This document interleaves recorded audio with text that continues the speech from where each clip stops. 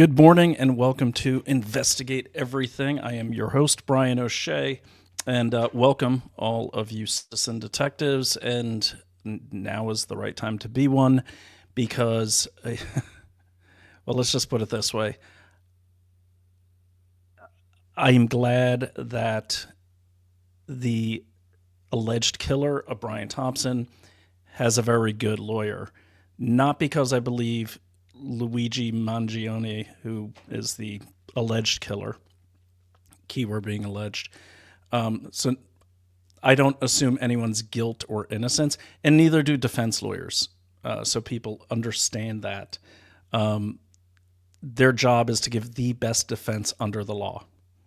And so I've worked with a lot of defense lawyers on actually several murder investigations on behalf of the defense. It doesn't make me biased, but it has given me exposure to the real inside of what happens in a situation like what's about to happen with Luigi Mangione. So what I'm going to do is just, I have some notes I need to get together. I was actually up till 5 a.m, just stuck in research. When there's a case like this, it grabs my attention when there's so many inconsistencies and when there's so much media attention. So I don't want to say too much right now. This is not my opening monologue because I don't want to bias you. All the people who are actively investigating this alongside me and alongside everyone in America, which you should do. Okay, you should do for many, many reasons.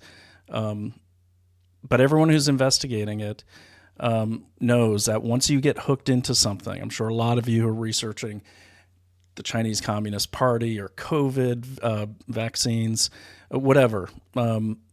Once you get hooked into a loose thread, it's hard to let it go, and that's kind of where I'm at right now. Now, I believe that's kind of the loose definition of true detective based on that HBO show, but that's when I know. I trust my instincts. Okay, I was a private investigator for a long time, over 10 years, and that overlapped my intelligence career. I was able to have that job because I could take my own cases and do it at my own pace. So I'd take one job at a time. But I grew a reputation, and I got so into that, I actually left government service because I felt I could directly help people rather than the intel world where I'm pretty sure I was doing good things, but you don't know. You collect intel, you make great products, they go into a black hole, you see what comes out on the other side. You have no control over your own intelligence once it's submitted. That aside. So if you're on this podcast right now, I hope you're getting that feeling. Maybe not with this case, okay, but get it with... I hope you get it with any of the cases you're working on.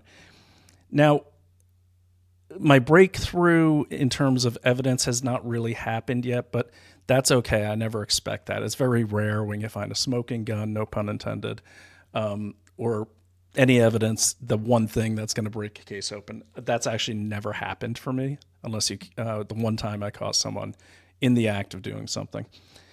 But what I want to talk about today is... we're going to talk about the media attention on this and what that media attention looks like. We're also going to talk about media interference almost. Okay, there's something going on here with this case that has garnered unprecedented legacy media attention. Okay, and I don't think because the suspect is white, I have my theory, but again, I'm holding back because I want your theories. I'm going to be going long today, so I might take a couple breaks and then just relaunch the link. But I think it's important as I work on this and as you work on this, the people who know me and are regulars to my show, we work on it together. What I'm going to do is I'm going to put up a Skype number. I don't know if this will work. I couldn't figure out the tech on my streaming platform. I use StreamYard.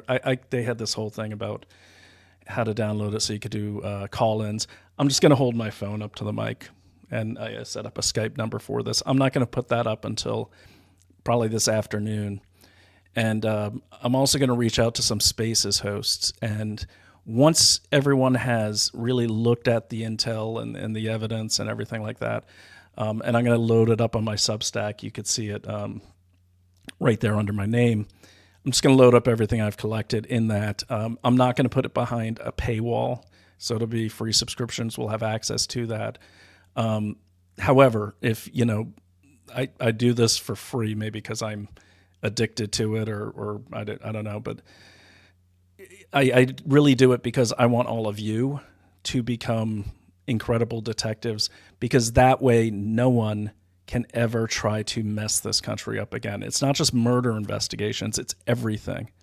Okay, so let me tell you the one piece of info that shouldn't bias you, but this is just so you know what has motivated my interest in this case initially was United Healthcare is a company I know very well, okay? I've done work for United Healthcare in the executive protection industry and also in the competitive intelligence industry, okay? I can't go into detail what I did. That's client confidential. The executive protection is pretty simple. I can tell you this right now, okay? Be careful who you listen to on social media and on the news, who call themselves executive protection experts or security experts. Just, it doesn't take much to get a security license. And that's no offense to professional private security people. Technically, private investigators fall under private security services. So I'm not knocking it. But what I am saying is, for example, in Virginia, you have to get an unarmed security license, unarmed security guard, just watching them all, I guess. It's an 8-hour course. That's open book at the end of it, okay? And even for armed security, you have to go to ranges and stuff. But keep in mind, the license isn't teaching you anything. It's teaching you about the laws that you can't break, and it's a way to track private armies, really. The entire private security services licensing, it actually comes out of the Pinkertons back around the end of the Civil War and post Abraham Lincoln's death. So don't think when someone says, I'm a licensed security professional or something, that just makes them legal to perform that business in their state. There are no skills taught in these courses. As a matter of fact, I have to go to New York, and I'm taking the test for private investigator. And it's a hard test, I won't lie to you, but it's all regulations. Like, basically, they're letting you know you're really screwed if you screw up. We're held to a higher standard of the law. I decided I am going to get my my license. I left Virginia, so I couldn't renew it there because I didn't have an address there. Just we've been so busy with the siege on our country. It's just, it held back. Anyways, I digress, and I'm a little skittish here. So while the videos are on, I'm going to get some coffee, and I got to feed the dog too. He's staring at me. But anyways, back to the point. So when all of these licensed security people are going on the news, I try to find some clips, and they're all saying different things. Like, one of the big questions is, why didn't Brian Thompson have security or a security guard with him? And I heard one guy, he's like, and I'm not going to call him out, he might work for a different division of United or have familiarity with a different type of company. I can tell you this right now. United Healthcare Group, which is the parent company whose CEO and the boss of Brian Thompson is a guy named, I think it's Andrew Whitty. Okay, 5th largest company in the country, in the biggest economy in the world. Okay?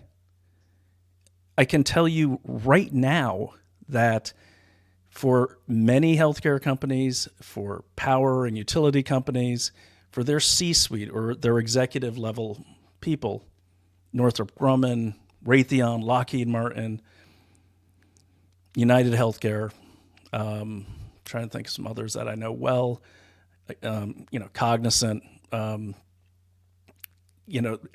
energy companies galore. They all have full-time or on retainer private security companies, okay? And the reason they have that is not because they assess some risk. Okay, they're not assessing any risk. Not looking at the news and saying, "Oh my gosh, people are mad at the pharma company. We better get some bodyguards." That's not how it works. I've been in this industry for a long time. That's not how it works. And some of these, I'm sorry, snake oil salesmen who are getting these interviews with like Pix 11 in New York and stuff, they're just wrong. And the reason they're wrong, it's not because they're trying to lie to you. They just don't know, and they don't want to give up that opportunity to get on the news and kind of get free advertising for their business. I've seen it a million times. We were lucky. I worked for a really great guy named Gary Oliver, okay? And he is a British guy who became a U.S. citizen, and he owns a company called bsg-llc.us. Hopefully he doesn't mind me putting that out there, but this is a real professional where you don't even know he's security. He really doesn't advertise because he's so good and his company's so good and subtle that he's word of mouth. He is word of mouth. I actually reached out to him and said, "Hey, man, if you get any of these kind of jobs, I want one because I need to check this out." But anyways, reason I bring up Gary is because he'll do interviews, but he's not telling people things he doesn't know. If he doesn't know, he says, "Hey, mate, I don't know. That's not my field." Point is, there's different levels of security. Okay, so what's my point here? Okay, coffee. Okay, yeah. The point is, do not get at all biased by the media. Do not get led down the wrong path by private security professionals. Okay? What I'm telling you now about how it works, I don't want to sound like a hypocrite, is based on my experience. Now, these other pundits on TV, it sounds like they only have like kind of mid-level management as clients, that kind of experience where they're right in that case. If you're talking about a mid-level guy at United Healthcare Insurance Division, someone far below Brian Thompson, yeah, I mean, they might get threats and everything, and then they would go to security, which may be the same companies that are getting interviewed, but then they might go to the hired security people or the SSO, the special security officer, whatever they call it in a company, depends on the company. And they'd say, "Hey, I'm getting threats." Well, that company is normally just a private security business licensed in New York or the state they work in. And they got the job to guard, let's just say Company X because they got death threats. And then these are the people you'll see checking badges. Some of them wear uniforms. They kind of look like cops, but they're not. Just check their badge. You'll see their patch. You'll see like Arrow or Allied or Veritas or Pinkerton still exists. These are private security companies, good companies for what they do, but there's so many different types of protection that for one person to be an expert in all of them is near next to impossible. Okay, near next to impossible. Gavin DeBecker, his group, I think is Mosaic. They're really good. They're really good, and I've met them. That's RFK's bodyguards. They're top notch. Okay, and Gavin DeBecker wrote a great book called The Gift of Fear. I highly recommend it. That's my kind of security professional because he's looking at a security issue holistically. That's a topic for another show. So anyways, long ramble there, but make sure you are checking the qualifications of people calling themselves experts on the news, whatever. The reason I'm up till 5 a.m. is I'm trying to amateurly put video together so you don't have to watch my face the whole time. You get some context, but it's also because I'm constantly checking sources. I check the backgrounds of the talking heads on local news. I check the backgrounds of the person who asks a certain question in the White House press room. I check every single person that is offering information because you don't want to spend all the time going down a rabbit hole created by someone who's not a rabbit, so to speak. So check your sources. So these security guys, I've seen a couple of them. Like one guy's like, "Well, it's not normal that people at his level would have security." That's complete nonsense. It's completely normal. As a matter of fact, it's not even up to United Healthcare. You know who it's up to? their risk insurance provider. I said this on the show that preceded this. They don't have a choice. Like if they want coverage for their C-suite executives, they'll go to a risk company, a risk insurance company. There's many, and they will say, hey, we want to make sure our executives are protected.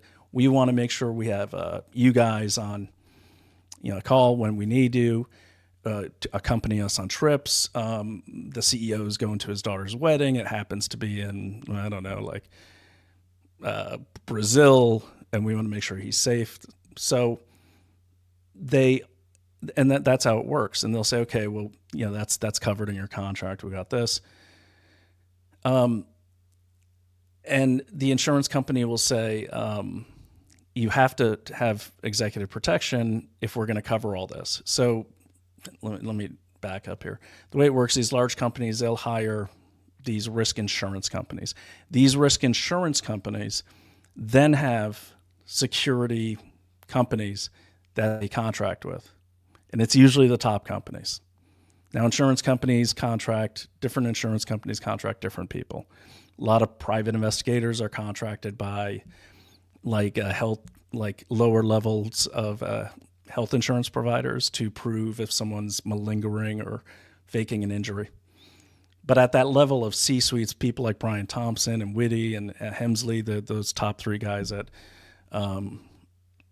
or top two now at United Healthcare, at that level, they're going to, a Lloyd's of London, one of these really big type of insurance providers.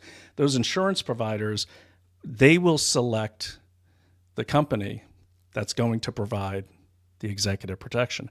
They then assign that company to, say, United Healthcare Group or to the C-suite. And those at that level, those security companies are not using the local hired private security company as their point of contact. No. People like Gary, my friend Gary, and myself, we were sitting in the boardroom. That's where we're at. We're flying first class. We're flying business because we got to be right near our client. And we also need to be aware of the business operations our clients are involved in so we can do a risk assessment, do an advanced risk assessment. All that takes place. There's a lot of intelligence involved. That's how I got involved. But I saw, so the point of this is I feel like there's a group of actors here in New York City who are steering this narrative towards this kid, Luigi Mangione, being the shooter, which may or may not be true. We don't know. But also being the shooter, but they're also making sure that that he worked alone. Okay, they've made that clear, that he had a grudge against the health insurance industry of this country. They're driving that narrative, and they're using every level to do it. Someone is. I don't know who yet. I have my ideas. I don't want to bias you. And that's my opinion that they're driving the narrative. But when you watch this run of videos I'm going to put on, just watch it. Take notes. This will be replayed on Rumble. So please go over to Rumble, and you see it at the bottom, and follow me. And that way you could get all these videos. And then also go to dailyclout.io. You'll find my page there, and the wonderful Kate Hildreth, who's our creative director and our content manager. She puts these shows up with all the links, okay, that I provide her, with most of the links. For deeper dives, especially on this one, my analysis, everything, you'll have to go to Substack. The only thing that's behind a paywall is your ability to comment and interact. The reason I do that is because I don't have a huge profile. My wife does. And when everything was free and I let anyone comment, I was just getting spammed beyond belief, by probably the pharma trolls, who knows. But anyways, I'll make that available to you. So you can still get my work. You just can't comment on it or interact on Substack or share what you want to share with me, just because I don't want to get spammed. So I know people are serious about an investigation if they're willing to pay the hefty sum of $5 a month to subscribe. But again, it's not necessary. Times are tough. I get that. So with that said, back to the security thing. So what's happening here, narrative is being spun. Okay. Might be true. I'm not saying just because a narrative is spun or amplified doesn't mean it's not true. But it means the powers that be do not want you looking in any other direction. They're like, hey, look here. So what really broke through my fog, and it's been a long time since I've been this clear on an investigation and this focused. But what really broke through was the other day when the suspect was caught. Okay, when a person of interest was arrested and then later labeled and classified as a suspect.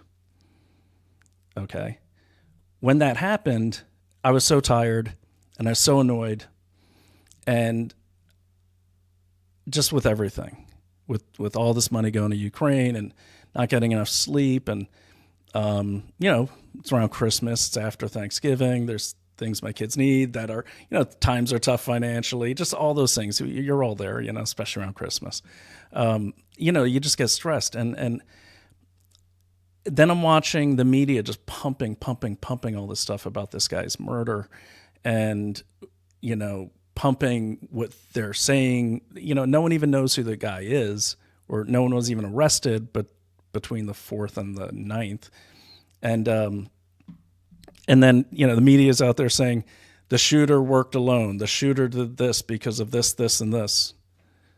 And I was getting so annoyed because I'm like, that's total BS. And to me, it sounded like the same kind of propaganda that we were fed during the whole pandemic, the whole COVID. It was the same thing. Look over here. Don't look over there. If you disagree with us, you're a conspiracy theorist. And that's actually coming out now. I'll put up a clip later on. I'll probably put up the link, or I'll just run it through the break after the show, if you can watch it if you want. But I was watching something like 4 a.m, and it's like crime and I don't know. This show purporting to be a like crime, like Nancy Grace type thing. Not her, but it was this type of show. And it was called The 10 Wildest Conspiracy Theories About Brian Thompson's Shooter. Now, there's so much propaganda in that sentence. We don't know if the guy's the shooter because I had a picture of Mangione and the shooter. We don't know. There is a presumption of innocence in this country. And I'm saying that I'm not going to say I don't think he's the shooter, but based on the evidence I've collected, I've got some theories. I'm going to share them. Might do a space tonight. Might call it Theory Thursday. I don't like to do theories at the beginning of an investigation. Okay. And just so you know, I've done over 3,000 investigations. Okay. Some of those are just background checks and stuff, but I've done over 3,000 investigations. I've done over 500 hours of surveillance in downtown, midtown, and uptown New York. I've been all over that place. I know that place like the back of my hand. So that really let me see what made sense, what didn't. Okay. And I've done surveillance there. Okay, and like I said, I got to write down these texts, put them in Substack. But like I told my friends, I said, look, when you're going to do an investigation, I'll get into this later. When you're going to do an investigation, especially in New York City, you have to get close to the target. You have to. So let's say you have a guy stealing Birkin bags, real case actually. You got a guy, ex-employee, takes off with, 20 Birkin bags from the place he worked at. And Birkin bags, I'm sure the ladies out there know this, maybe some of the guys do. They're like $100,000 each. So I get the call. And I wasn't licensed in New York at the time, so they hired me as a private intelligence consultant. That's where that title comes from. It's, semantics, but, it's wordplay. But it was just that I'd been referred to this client by several New York PI companies that just said, this is beyond our scope. You could have it, just, don't do anything illegal being unlicensed. So I checked with the state, and then they said, well, as long as you're doing consulting and not investigations and it's not in the contract, you're fine. So anyways, that's how I did that. But this So I took my friend who had lots of experience, and we had decent intel. We knew the guy's address. We knew where he lived. We knew where he liked to drink coffee. And how did we know that? Is because, well, he put everything on like Instagram. So he would like announce his own whole schedule that day. Tested it out. We got to his favorite coffee place, and he'd be there. Sometimes he's there 10 minutes after he said he'd be there. Sometimes he's there half an hour. Sometimes he didn't show up at all. But it required days of surveillance to establish what's called a pattern of life. Now, in the Brian, so anyways, now once we have that pattern of life and we're pretty sure about his movements, now the operation goes into full swing, which means I'm going to bring in a couple more people to do surveillance. We want to catch him with these Birkin bags. We know where he's going to sell them because he kind of said it online. We also know that he'd been contacting this buyer because he was using his company phone, the company being my client at that time, who'd fired this guy. So we had some good stuff. We even had confirmations from the buyer on the company phone saying, hey, are you showing up tomorrow at 4 p.m.? I only have till 4:30, so make sure you're here on time. That is great intel. So we go to the place. I'm in the SUV, and I rent SUVs in New York City because SUVs are everywhere. There's a lot of drivers that drive SUVs. You blend right in. So I'm there literally in front of the place, which no one's going to question because I just put a little sticker on the back that says livery and I look like a driver. I have my friend John is on the sidewalk outside the place, literally dressed like a homeless guy. Okay. And then I have a guy waiting, I kid you not, at a coffee shop around the corner. He is my eye. He's the eye. He's the first person shooter, whatever you want to call him, but he's the guy that's going to go up with a lot of body cams that are hidden and get right up on this guy and get those pictures, get that footage, hopefully get him making an exchange, admitting to something. But again, to get there, we had great intelligence. It still took us getting to the meeting spot. The meeting was at 4. We got there at 2 because you have to check out your area. You don't want to trip it up. You don't want to go to the wrong house. You want to make sure someone's actually there. You might even want to go knock on the door and see who answers. Make sure you don't use that person who knocked on the door again. Anyways, point being, it takes a lot to get that close to a subject. We've been surveilling him, but it still takes a lot, especially in New York. And New York's really, really tricky because you can start following someone and on foot, and then they might take a city bike. Okay, so now you got to take a city bike if you're alone. And then they might park that city bike, go into Starbucks, and then come back out, get a different city bike, or bypass the city bikes and get an Uber. And then they hit traffic, and then they might hop into the subway. You see what I mean? This multi-modes of transportation is very, very difficult to do surveillance in New York. Anyways, we did that. By the end of this thing, we had a 4-person team. And we had a guy in the street. We had a guy at the coffee shop around the corner. The guy with the eyes on guy, he's I call him my primary shooter. It's shooting photography. But his whole job is to get as close, even interact with this guy, pump him for information, hit on him, whatever. Okay, and that's what he set up to do. So the guy shows up. What I did when the guy walked by, because I had to identify him for my shooter, because my shooter had never seen him, he'd only seen a picture online, but that anyone who's done surveillance or anyone who's met like someone on a blind date, the best picture is out there on the internet, but the real person's right there. They're always different. They're shorter than you thought, taller than you thought, skinnier, fatter, whatever. So I have to positively identify that this is the guy. This is the guy you're going to target. You know what I did? I would just step on my brakes. As soon as the guy cleared the bumper, I'd step on my brakes and hold him there. And that was the signal that this is the guy. And then my guy would come up, point that camera, start taking pictures, which is easy in New York because everyone has cameras. But then he followed the guy up, and then my guy was pretty good. He said, he basically started crying, and the guy turned around to console him. But he's getting all that footage. Okay, but even then, it took days to get that 1 minute window that lasted maybe 5 minutes to interact, get footage, to shoot this guy. Why am I saying all this? The footage you're going to see, as I'm sure you've already seen it, is they're trying to tell us, media is trying to tell us that this guy, Luigi Mangione, this suspect, with no PI experience, with no shooting experience from what I can see, with no tactical experience, with no police experience, with no intelligence experience. And yeah, sorry, cyber guys, cyber intelligence isn't all. That's good, but it's, you got to get out there and put eyes on people. You got to get out there and get your hands dirty, because things on a screen are different than things in the streets of New York, so to speak.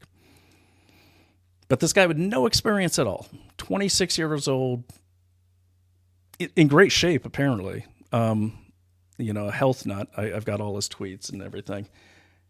He also has no criminal record. He has no history of violence, except I think he had a trespassing charge. That's not violence. So with no experience at all, this guy does what I've never been able to do in my whole career. He does what even the CIA couldn't do. Okay? He does something even the NYPD couldn't do on their best day. But this guy, with no experience, who doesn't even live in New York, has very little experience with New York. He grew up in Maryland. Not too far away, but I'm sure he went there for tree lightings and stuff. But he doesn't know New York like I do, and he certainly doesn't know it like an NYPD detective or police officer does, or firefighter, or someone who lives in Manhattan.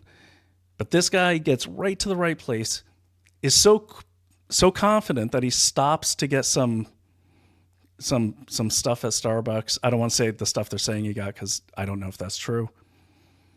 He's so confident that he not only gets to the front of the Hilton on 54th Street coming off of 6th Avenue, he gets there as Brian Thompson, the victim, is also getting there. The odds of that are astronomical. He waited there maybe a minute or two, according to the police timeline, which we've gone through the other night. We're going to go through again. But you're telling me this kid got that lucky, that with no prep, no planning, no team, he knew exactly where this guy would be within a 3-minute window, enough to shoot him? And then after all this planning, and with all this kid, Luigi's tech experience, obviously a high IQ kid, he decides to step center stage in front of the dome cameras, 2 of them outside the Hilton. He steps out of the shadows and into center stage. Now, he could have just followed Brian Thompson 10 more yards. Brian Thompson would have been in the dark, and there's a gap of cameras there. No, he stepped right under and perfectly centered between the 2 dome cameras at the Hilton Midtown, and very dramatically did the shot. Okay. Now, he's not an intelligence guy, because I can tell you right now, intelligence guys, if you go to the shooting course that we used to have to take once a year, which was fun, if you do this, they yell at you. You're not. You always come up from the bottom, and you're always out of the holster. So he does not look like a trained intel guy to me, whoever the shooter is. But this is a very dramatic Hollywood move. Like, he wants everyone to see that this guy's getting shot. Brian Thompson's getting shot. That's my opinion. I'm not in the shooter's head. But after all this planning that they're saying, this guy that they allege is Luigi Mangione is so good that he gets there with a 3-minute window, decides to, I don't know, get a grande latte on the way, even though he only has a 5-minute window. Like, if that were me, if I was getting to a site with 5 minutes to spare, I'd be calling my client and giving them their money back, because there's no way I'm going to get my target. And remember, the only thing between my team and a team that's using an assassin, I'm not saying they are because we don't have evidence of it. I am 99% sure this guy, whoever the shooter is, did not work alone. Did not work alone. Impossible. Impossible to know where Brian Thompson was at that time, walking by. It'd be more believable if Brian Thompson was staying at the Hilton and the shooter had been seen there for a couple hours, 45 minutes even. But 2 minutes, and Brian Thompson isn't even staying at the Hilton and is walking by the entrance. He was not veering to go into the Hilton. And he's not so well known that he's trying to avoid paparazzi. You know, I just wonder why he didn't go into the Hilton. Where was he going? I'm not even going to get into that because I'm following the facts. So anyways, this kid, he's that confident. He's not only so confident that he can get a little coffee break on the way with 3 minutes to spare, step center stage, and then kind of gingerly trot across the street, trotting right in front of an SUV that, stepped on its brake lights and held them there right as Brian Thompson stepped into view. But he trots across the street, and then, he's also so confident he didn't even wear gloves. Like, you don't need to be a trained assassin or killer or PI or a thief. You don't need to be any of those professions to know that you wear gloves if you're going to be an assassin. Any kid who's seen any movie about any killer, assassin, whatever, they always wear gloves. Like, as a kid, I always wanted to get some cool leather gloves. Okay? But he doesn't wear any gloves. It's almost like, if I were to theorize, let me just give a thought on this. It's almost like, let's say hypothetically, I wanted to set a narrative, plan something out, and make a murder look like something it's not, complete with possibly a patsy. I would make sure my evidence alibi is in place. So no gloves means they'll find fingerprints. It's also cold that day in New York, too.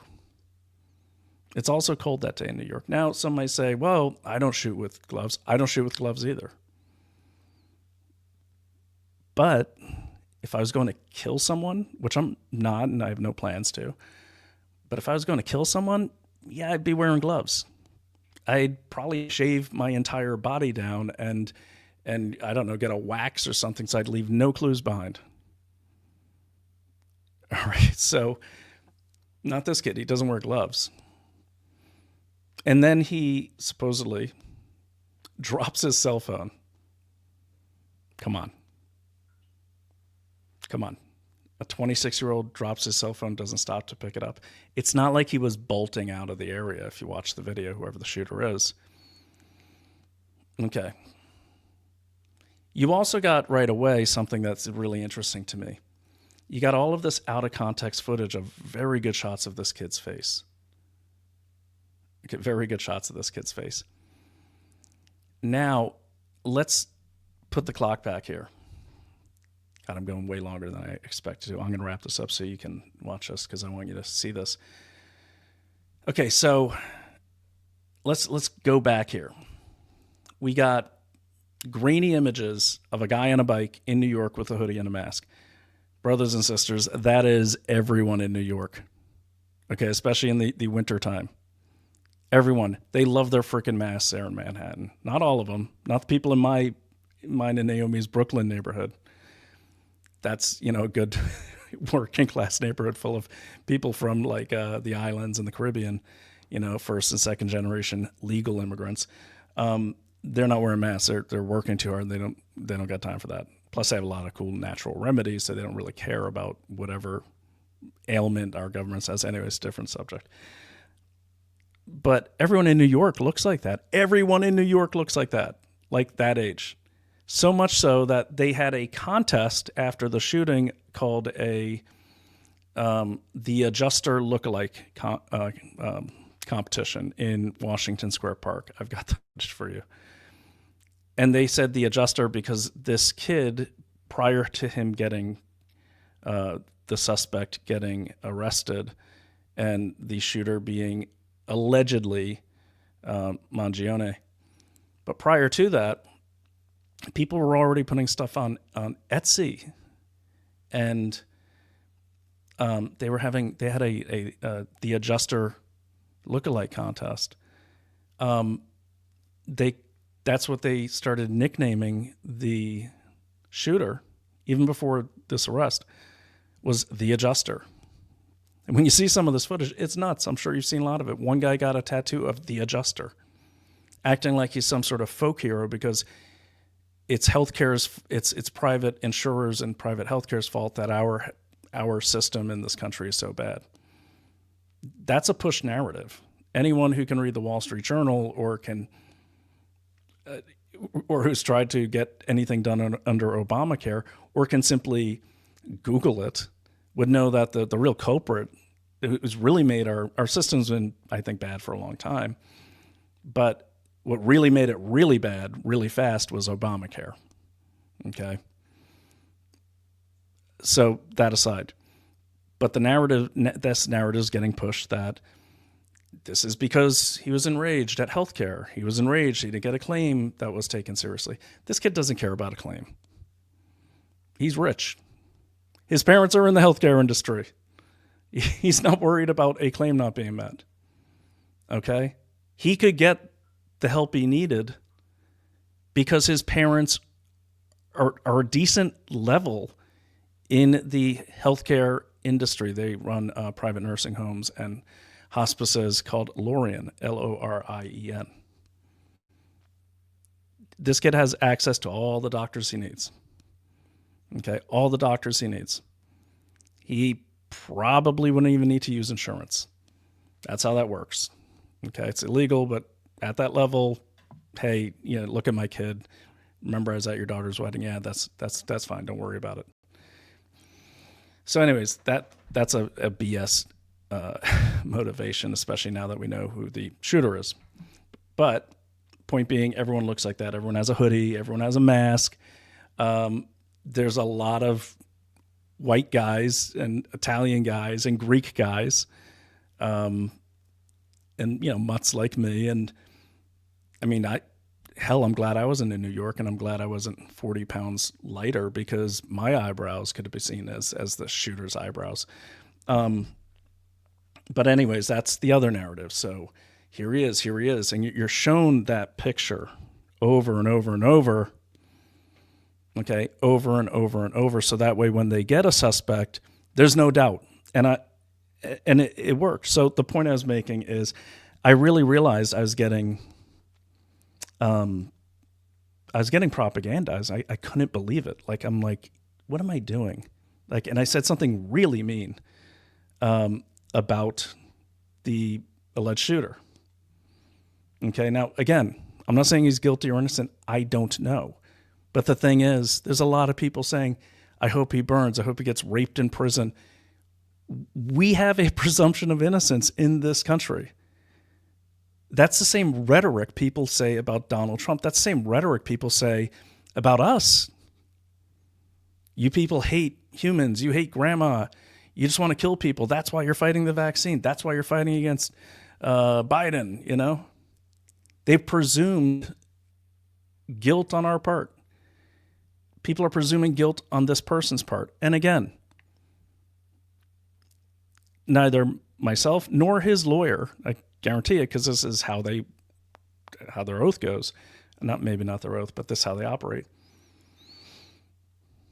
Every single one of them, myself included, objective investigators, defense lawyers, we not only don't make a judgment as to innocence or guilt, we don't care. That's not the point. The point is to, on my part, collect all the evidence, build timelines, and eliminate theories based on the evidence or courses of action until we get to one or two that I can then present to a lawyer and say, it's one of these two scenarios based on all of this collected information, mainly from primary sources. It's the defense lawyer's job to give the best defense possible under the law. He doesn't care. A defense lawyer, if you've ever had one, they will never ask you if you're guilty or innocent. They'll ask you if you did it, so they know what they're working with. You don't have to answer them. But they'll never say, hey, are you guilty of this? They don't care. It's not that they're inhumane. That's just their job, to give the best defense ever. And you want that. You want a lawyer who's not emotionally involved with their client. So there's that. So anyways, they're pushing the narrative. He's guilty. They show that face. They show that face. This is for sure the guy. Before this kid was even arrested, obviously they had images of his face. That's definitely him in the taxi, in my opinion, unless he has a lookalike from here up. That's certainly him in the hostel. I don't think anyone's arguing that. But those are out of context. Okay, we got a picture of a kid in a hostel from apparently November 24th. You know how many people are visiting New York right now? Especially on that day, later on, the 4th, the day of the tree lighting ceremony at 30 Rockefeller. Like, I don't know the numbers, but I'm sure it's over 1 million. Baltimore, that area where that kid's from, yeah. I'm not saying that's why he was there, but I am saying Baltimore's a quick hop. When I was dating Naomi, I used to go up there every weekend to New York. It's like two and a half hour train ride. It was like $50 back then. So you got a picture of him in a hostel. Big freaking deal. Okay, then you got a picture supposedly, allegedly in Starbucks. Okay. To me, doesn't really look like the same guy. Different jacket, different nose structure. But again, different angles, so I can't be sure. I don't focus on colors, by the way, with security cameras, because anyone has a blank camera or any home camera, you know that at nighttime, the colors change. It goes into like the night vision mode, or cameras just mess with colors. So don't make color a factor. Black coats can look beige. You never worry about that. So keep the color out of it. But they show you this thing allegedly from Starbucks. Okay. So we're shown, and then we see a picture of a guy on a bike. Can't see his face.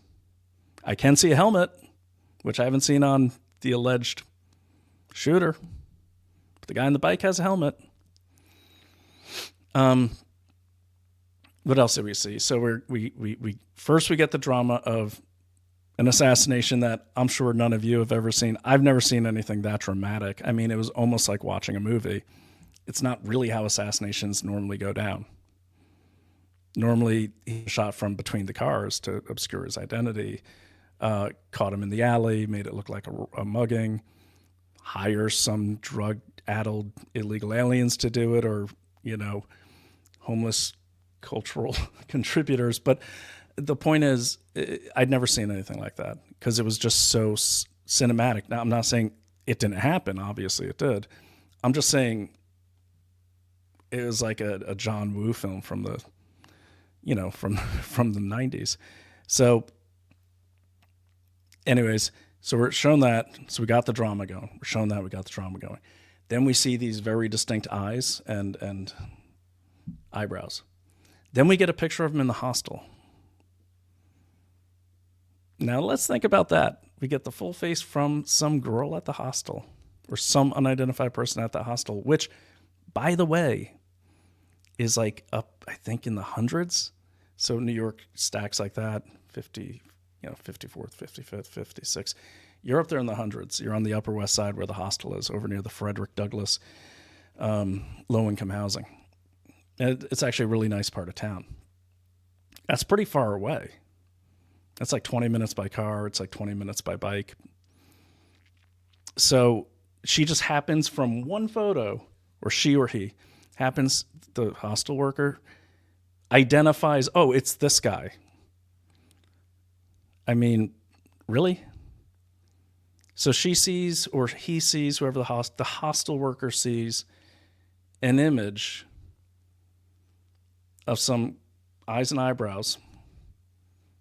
normally a normal, like a real New Yorker, like a very plain, not a really distinct guy in my opinion, but sees just this and says, oh yeah, that's the guy that checked in here a week and a half ago. Come on, man. It's like, it just doesn't make sense. And now we got a full face. So now they're driving that narrative more. And again, not saying he's innocent or guilty. I am saying they want him to be guilty, whether he's a shooter or not. They're going to do everything they can to make sure this kid goes down for this crime, and that the motivation was he hates healthcare. He hates private healthcare. That's not hyperbole. That is the facts. That's what I've collected. Wow, I can talk for a long time. Okay, I'll wrap it up, guys, because I know you've been waiting a long time. I've been monologuing for an hour. How do I do it? No coffee. I need more coffee. Anyways, I sound delirious. So now we have the drum beat. So think of it like, kind of like the Peer Gynt suite in the Hall of the Mountain King. That dun, dun, dun, dun, dun, dun, dun, dun, dun, dun, dun, dun, and it keeps layering and it keeps layering. Well, that's what you do when you're driving a narrative. I would know.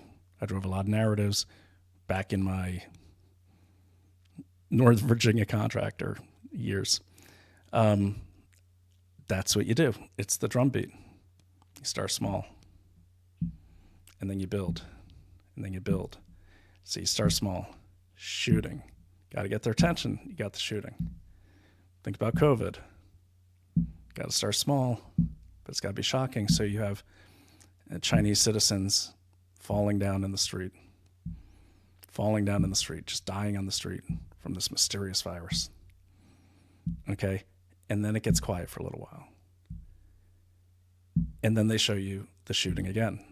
But now, in record time, they have a picture of his eyes and a picture of him on the bike and a picture of him walking by with a cell phone. They're closing in. Everyone's in on this. Everyone's really focused on this because this is really exciting. They're going to catch him. They're going to catch him. Okay? Think about COVID. We got a new case in the Philippines. We got a new case here. Got a new case here. It's coming. Now the drumbeat's getting bigger and bigger. Okay. Next day, it gets even more. They got new footage. They find the backpack. They find the phone. It's getting bigger. Think about COVID. It's like, now this case is in Oregon. Oh my gosh, this actor lost his leg because of COVID. Now it's getting really loud. Okay. Now we got to picture the face. Oh my gosh. He's on the run. The police are closing in. COVID's closing in. What are you going to do? People are dying here. What are you going to do? And then all of a sudden, there's quiet. And then all hell breaks loose because they've got a suspect and they're racing to Pennsylvania. You can see the footage. They're racing to Pennsylvania to go get him now. And then in COVID, oh my God, close the doors. Now it affects children. It's going to kill everyone. You got it. Oh my gosh, everyone stay inside. Everyone's dying. Oh my gosh, there's a whole freaking ship that's been brought into New York and they're putting bodies in the pauper's grave. And then they get the guy and then things start leveling off. Now the new normal's upon us. And she's already saying it, that Chief Tish, she's already saying it. She's already saying, this is a great example of why state, local, and federal law enforcement need to work together more. It's just like COVID. It's just like 9/11. Meanwhile, there's victims. There's you and me. There's people that got tricked into taking the jab for COVID.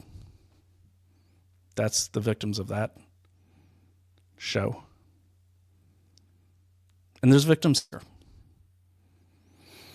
There's a dead CEO of a healthcare insurance division.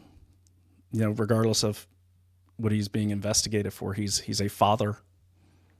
He's a husband, even if they're estranged. Okay, no one deserves to be gunned down in the street like that for any reason. I mean, a couple reasons, but none of the reasons that they're saying here. Okay, so and by a couple reasons, I mean, if anyone ever messes with my kids, I will gun them down, but I'll let them see my face. But the thing is, that's a victim. Guilty or innocent, believe it or not, Mangione is a victim because he's already been tried in the court of public opinion, which is a powerful thing. People say that all the time, but prior to COVID, no one really cared. Well, what's it matter if people don't like me, as long as the courts decide? Well, look what happened with, BLM, George Floyd. Never mind that the autopsy said something completely different. The court of public opinion was sending mobs to people's homes and the courthouses and burning down police departments. Never mind that. Now here we have, the court of public opinion matters. And now you've made this really intricate type of influencing going on. It's not organic. I guarantee that. All of a sudden, you have the free Luigi people. These are the same people, and I'm going to show you, these are the same people who are saying climate change is killing everyone. The same people who are doing the Luigi lookalike contests are the same people that said, oh my gosh, let's go burn down Supreme Court justices' homes, or in one case, try to assassinate one because they overturned Roe v. Wade. They didn't overturn it. They just kicked it down to the states. But anyways, they're the same people. They're even organizing on Action Network. So why would they be doing the free Luigi thing, right? Not their normal type of dude they want to protect, rich white guy. I'll tell you why they're doing it. They're doing it, in my opinion, my very researched opinion, because they're trying to push and accelerate migration of this country towards socialized healthcare. That is it. And that'd be under Obamacare. Why does that matter to Obamacare? Because what it does, it's forced the insurance providers and the healthcare companies to merge, to become monopolies. So you have less choices. Remember all that nonsense about Obama saying, if you like your doctor, you could keep your doctor. That wasn't true. They don't want you to have choices. This will lead to more regulation of these companies. Might seem like a good thing. I don't like paying healthcare. I don't even like paying copay at the VA. But more government regulations, though it might seem like a good thing today, tomorrow it's communism. Because once they take over one thing, they take it all over. They take it all over. It's because of Obamacare and this Medicare Advantage and all this nonsense that we have less choices, not more choices. And everyone will say, yeah, but socialized medicine is good because they can't turn you down. Yeah, you're right. They can't turn you down. But they don't have to become doctors either. So there's less doctors. How do I know this? I'm trying to see a mental health specialist now. I might have PTSD from 11 years in active duty military, mainly in special forces units in some pretty shitty places. I feel fine, but there are things that happen that you want to make sure your head is okay. I have had several concussions. I'm still waiting to get a CAT scan from the VA because so many doctors have left. Left not just the VA, left the industry. So Naomi, being a good former Manhattanite and a New Yorker, she's like, all right. She calls one of the major healthcare companies, and we're self-pay, so we pay on our own, which might be part of the problem. But I called, and they called me back. They said, oh, your wife called. They said they want you to get an appointment to check out your head, basically, and get that process started. Yes. Okay, this is 2 days ago, and this is one of the big, I think it's Langone, what is that the name of that? The big healthcare company in New York. It's I'm just having a brain freeze here, but Langone, I forgot. So they called me back. They're very nice, and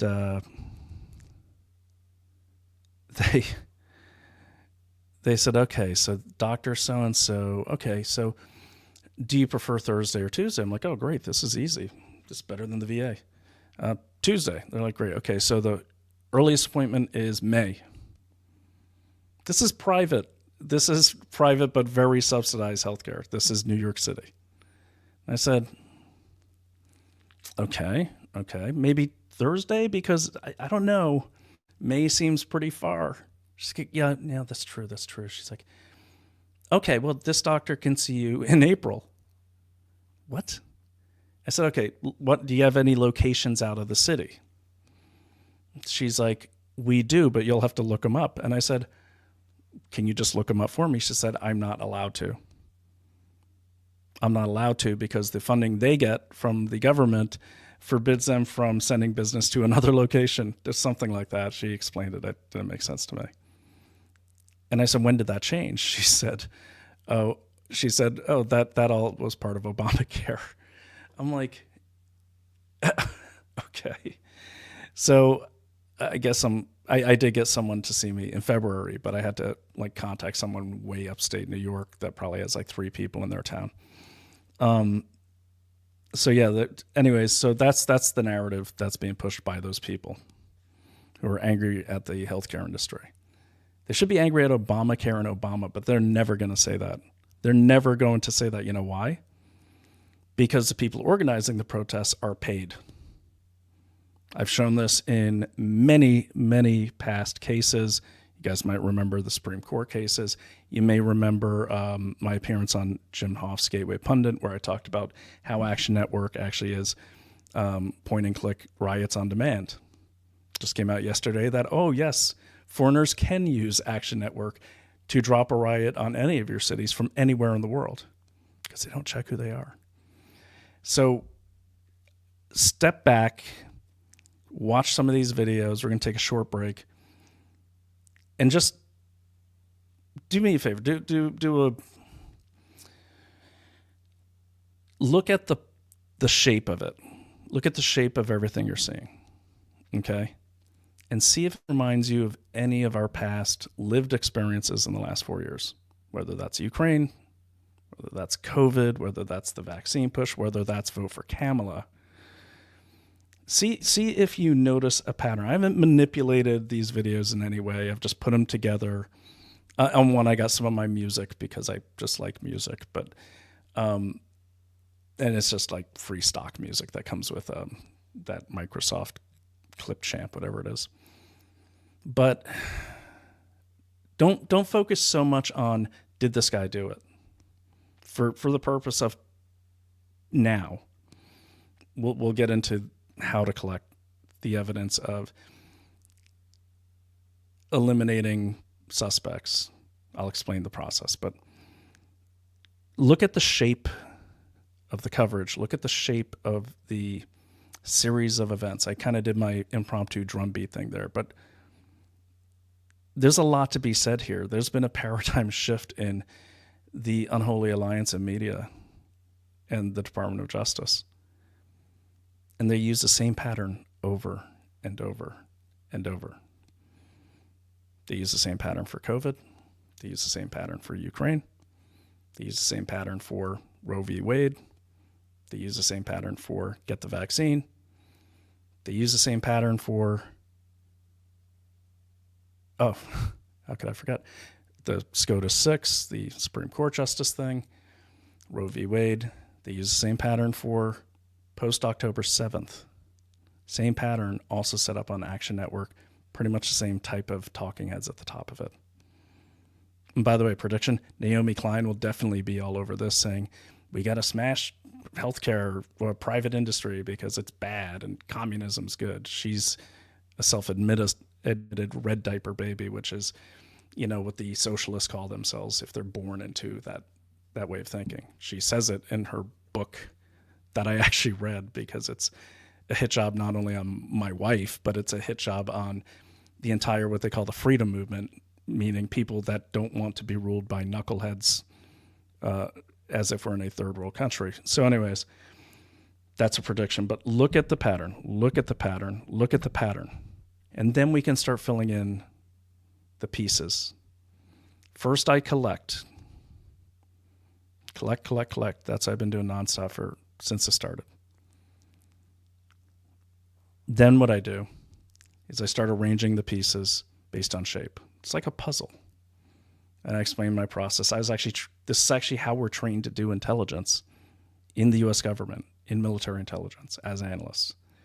Collect. You don't even look at it. Just collect in like signals intelligence, boom, point it that way and collect all those signals. If you're doing human intelligence, I want to know everything about that company or that government office over there. Get your assets and go collect everything. Collect. Even in competitive intelligence, collect everything. Even in due diligence work. If you guys saw my job Substack on Jordan Tristan Walker, that's like a phase 1 report that I did. I'll put it up for you on the break. That's a phase 1 report I did because Jordan Tristan Walker was supposedly a whistleblower from Pfizer who said that they were manipulating the virus to sell more vaccines. And James O'Keefe, when he was at Project Veritas, did a great job. They all did a great job, his team, getting this guy to say all this. That went viral so fast that they called my wife, Naomi Wolf, and they said, hey, we want you to come on this space. James O'Keefe had asked her. What I couldn't find was, did they make sure this guy was who he said he was? Was he actually a Pfizer whistleblower? I'm just saying this for those that know the case.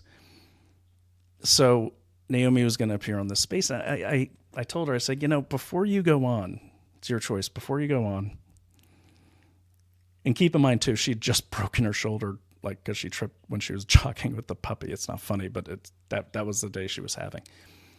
I just wanted to check. Just wanted to make sure this guy even existed, because I could easily have seen, HHS or Pfizer, whatever, maybe the Democrats giving O'Keefe the perfect guy and then exposing him as, oh, he's actually not this guy. Your report is all phony, just trying to discredit James O'Keefe, who does wonderful work. So I didn't want my wife going on there and speaking in this space until we can make sure this guy, this Jordan Tristan Walker, was for real. So I went into collect mode.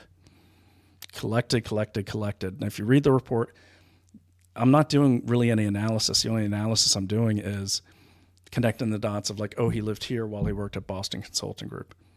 And then I wrote up a phase 1 report. That's what I would give to any client, or would I give to a client like prior to like surveillance and I wrote that up and I posted it and it went viral. Thank you for those who subscribed. But I was just glad that he was who, for the most part, who he said he was. He actually was a consultant to Pfizer, but same difference. You're still working on the same thing.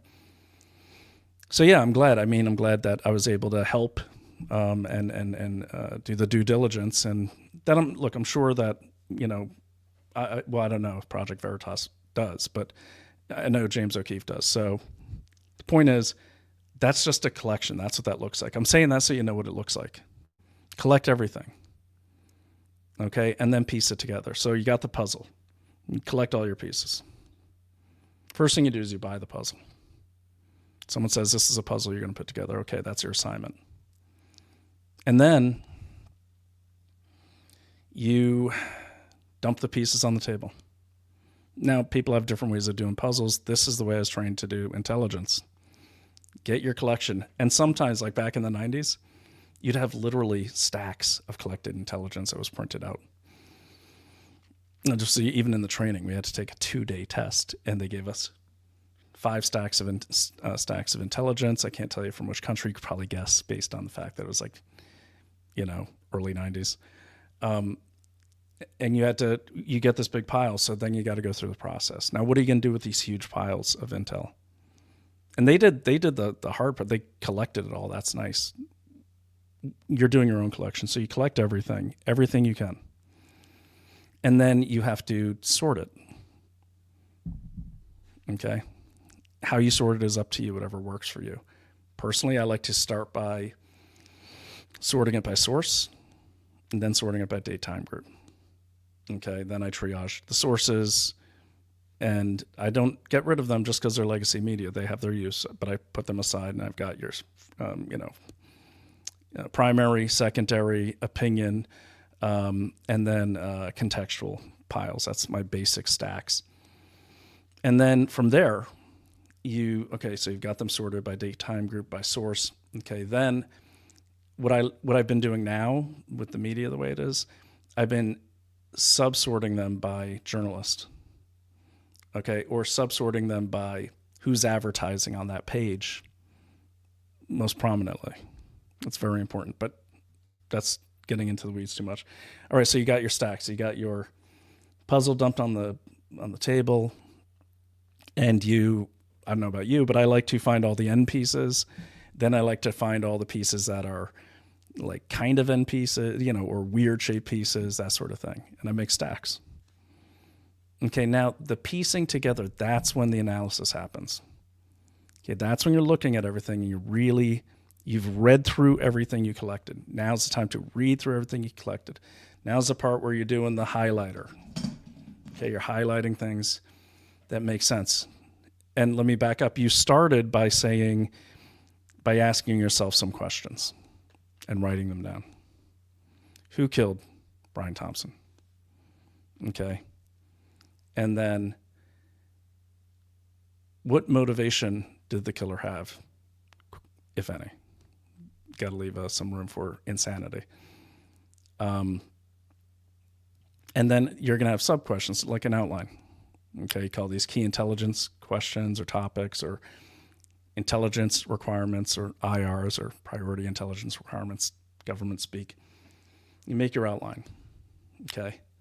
And that's important to have these questions. And now that Mangione is under arrest, who is Mangione? What motivation might he have? Who is his family? You see what I mean? And now your stacks of intelligence, or intel, whatever you want to call it, or info, you're going to want to mark those per question they support. This talks to Mangione. This talks to Brian Thompson. What you're doing there by looking at the shooter, the alleged shooter, and Brian Thompson, you're doing two different things. Okay, two different focuses. This is what I learned in my master's course at the very police-dense criminal justice program at Boston University. Well, then when you're looking at Brian Thompson and you're digging into that, that's called, you're doing the victimology angle. When you're looking at shooter, you're doing the criminology angle. Very important distinction. You don't want to be looking for links between Mangione and Thompson. Not yet. You will, but not yet. Just get everything you can on those two different people, and get everything you can on the shooter that you see on video. Might not be a lot, but you can build a silhouette profile there too. I'm glad I'm recording this. I might write a book. I forgot I knew all this stuff. But anyways, all right, so now you've got your intel requirements. I'm going to write this all down for you guys. But you don't want to have a question yet that says, were the two linked? You're not there yet. You've got to find out everything you can about all the players involved. You may even want to add things like Tish over there at the DOJ, who is the arresting officer in Altoona. You do full due diligence on all those people. So you want to do your due diligence on every single actor in the play first. That's going to make your job a lot easier, because what's happening is, you got Mangione, you collect all your intel. It's going to make a sphere of intel like this big. Up till now, you just have dots, dots, dots. You got Thompson, you got, shooter, you got now Mangione, you've got Tish, you've got, all the players involved. But every time you collect intel, you're putting circles around them of knowledge. You're expanding the knowledge. Think of it like, you ever play those games online where you're surviving, you show up on an island and all you can see is like a tree and it's got squares. And as you cut down the tree and you explore deeper, it kind of expands, okay, what you can see. So that's what you're doing, is you're expanding, and imagine all these things, all this transparency expanding from many different directions. That's what you're trying to do. And then they will intersect. They always do. Now, you don't want to go, 8,000 degrees from Kevin Bacon. I usually stop at third degree. something like a murder investigation, second degree. Unless I hit a brick wall, then I go to third degree associations. So for instance, you don't want to go into Mangione, let's say, and say, oh, he had a college buddy who was in the D&D club in high school who played D&D with a guy who had a cousin who was in the Chinese Communist Party. That's too far out. It doesn't matter. If you look at your own life, I'm sure you could connect yourself within 3 to 5 degrees of separation, probably to a terrorist. Okay, it's not that hard. It's a very interactive world. Point is, keep it tight. And then go to that third degree of separation, only if you have to. Only if you have to. Okay, so you've created your biographies. You've laid out your questions. You've done all your collection. You're going to keep collecting too, because things are coming out. I recommend Google Alerts for that. No, they're not a sponsor, but it's a very useful tool. Okay, and that's going to just kind of feed it to you. You still got to look every morning. You got to kind of do your push-ups, do your sit-ups, get your coffee, take your dog for a walk, do your collection, take your kids to school, come home, do your sorting. You got to make this part of your life if you're going to do this. Okay, so you've got your stacks. You've started creating profiles on all the actors involved. It seems like a lot, but it's actually not that hard if you do it enough times. Okay, now go back to your questions. Okay, who shot so-and-so? Focus on that one. Who is the shooter? Don't say, is Mangione the shooter? They've put enough intel out there where, yeah, you could prove with a preponderance of evidence that he's the shooter. We don't know if he's the shooter, but the police and the media especially have put enough out there where you can build a case, you can buttress a case, a criminal case here. It's very, very sad because the lawyer who's from Pennsylvania, he doesn't get to see the New York evidence until the hearing, which is the 23rd of December. And if you've ever seen a murder case, especially, even a lower level murder cases, like with unknown people, this is like thousands of pages of affidavits, every cop on that scene. And this is kind of why they always have so many cops. This is no offense to cops. I have a lot of friends who are police. The guy we bought this house off, he's a former NYPD. We were talking yesterday. We go hunting together. So this is not anti-police or anything like that. But I am saying the reason that I've seen in my murder cases I've supported, and I support defense lawyers when I do that, the reason why you have so many people at these scenes, and they're not out hunting for the kid. Notice that they're all on the scene. They're not hunting for the shooter. They're all milling about the crime scene. I'm not going to say it's there to mess up evidence, but what it's there for is it really gums up the defense's case, because every single person at that scene has to fill out a series of affidavits. They all go into the evidence. And that's what's handed to this defense lawyer. I'm going to show you his press conference when we take a break here. And I'd recommend getting your lunch ready and sitting down. It's a good press conference. It's worth it if you haven't seen it. But for every person on that scene, right down to the canine handler, right down to the people they talk to, every statement they take, you're going to have Officer Snuffy has his own affidavit, what he saw when he got there. That's going to be about 2 to 10 pages. Then every single person he talked to, every single person he interacted with, every incident that happened. If he tripped and spilled coffee on the chalk outline, that's another affidavit. So for one officer alone, you're going to have anywhere between 3 to 50 pages of stuff you got to go through. Now times that by all those people you see at the crime scene. Every single one of them is filling out lots of affidavits that all go in the evidence. That evidence is what the defense gets for discovery for the rules of the court. They have to be presented with the evidence. In New York, it's tighter when they have to pronounce. I have to research New York law to figure out why he gets it so late. But that's why they do that. And by the way, that's just part of your intel. So it's especially tough for a defense lawyer and a defense team because they have this huge stack of documents they have to go through. And the police will never give defense, or sometimes they do if they got a good, but typically they print it all out. Why? That way you can't search it. That way you can't speed up your process. That way you can't use AI to do a search. Now, any good lawyer will take that stuff immediately and scan it into a readable PDF. So they can do that. Then there's going to be all the video footage.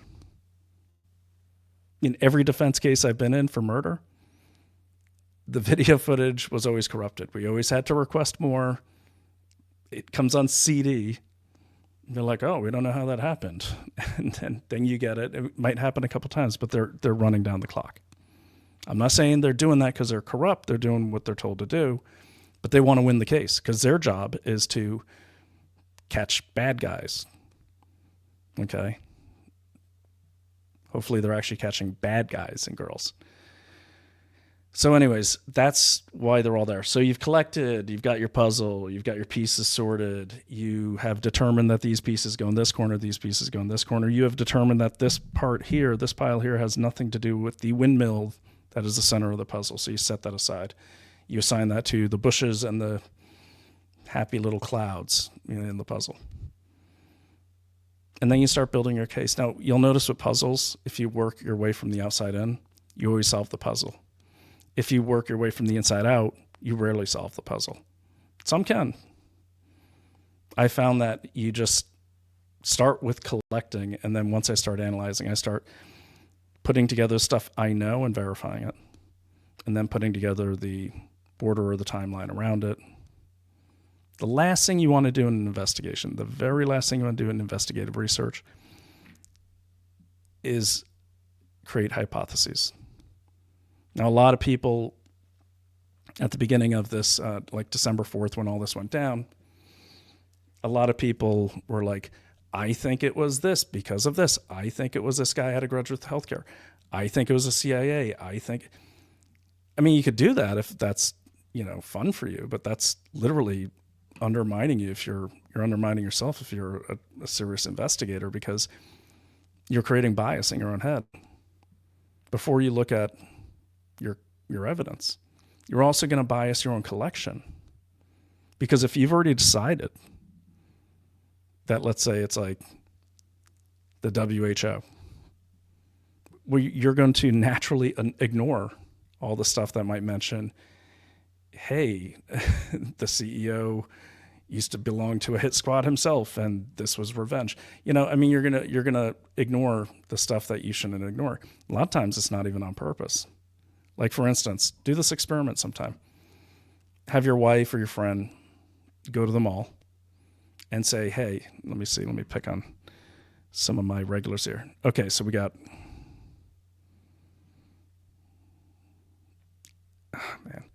Okay, so got, going to say hi really quickly. So Suspish, which is a great name, says great information. Okay, so Suspish and Not Lowe's, one of my favorite people on this show. I really do. I like this guy a lot. We don't agree on anything, but I really, really like Not Lowe's, which is apparently Sultan spelled backwards.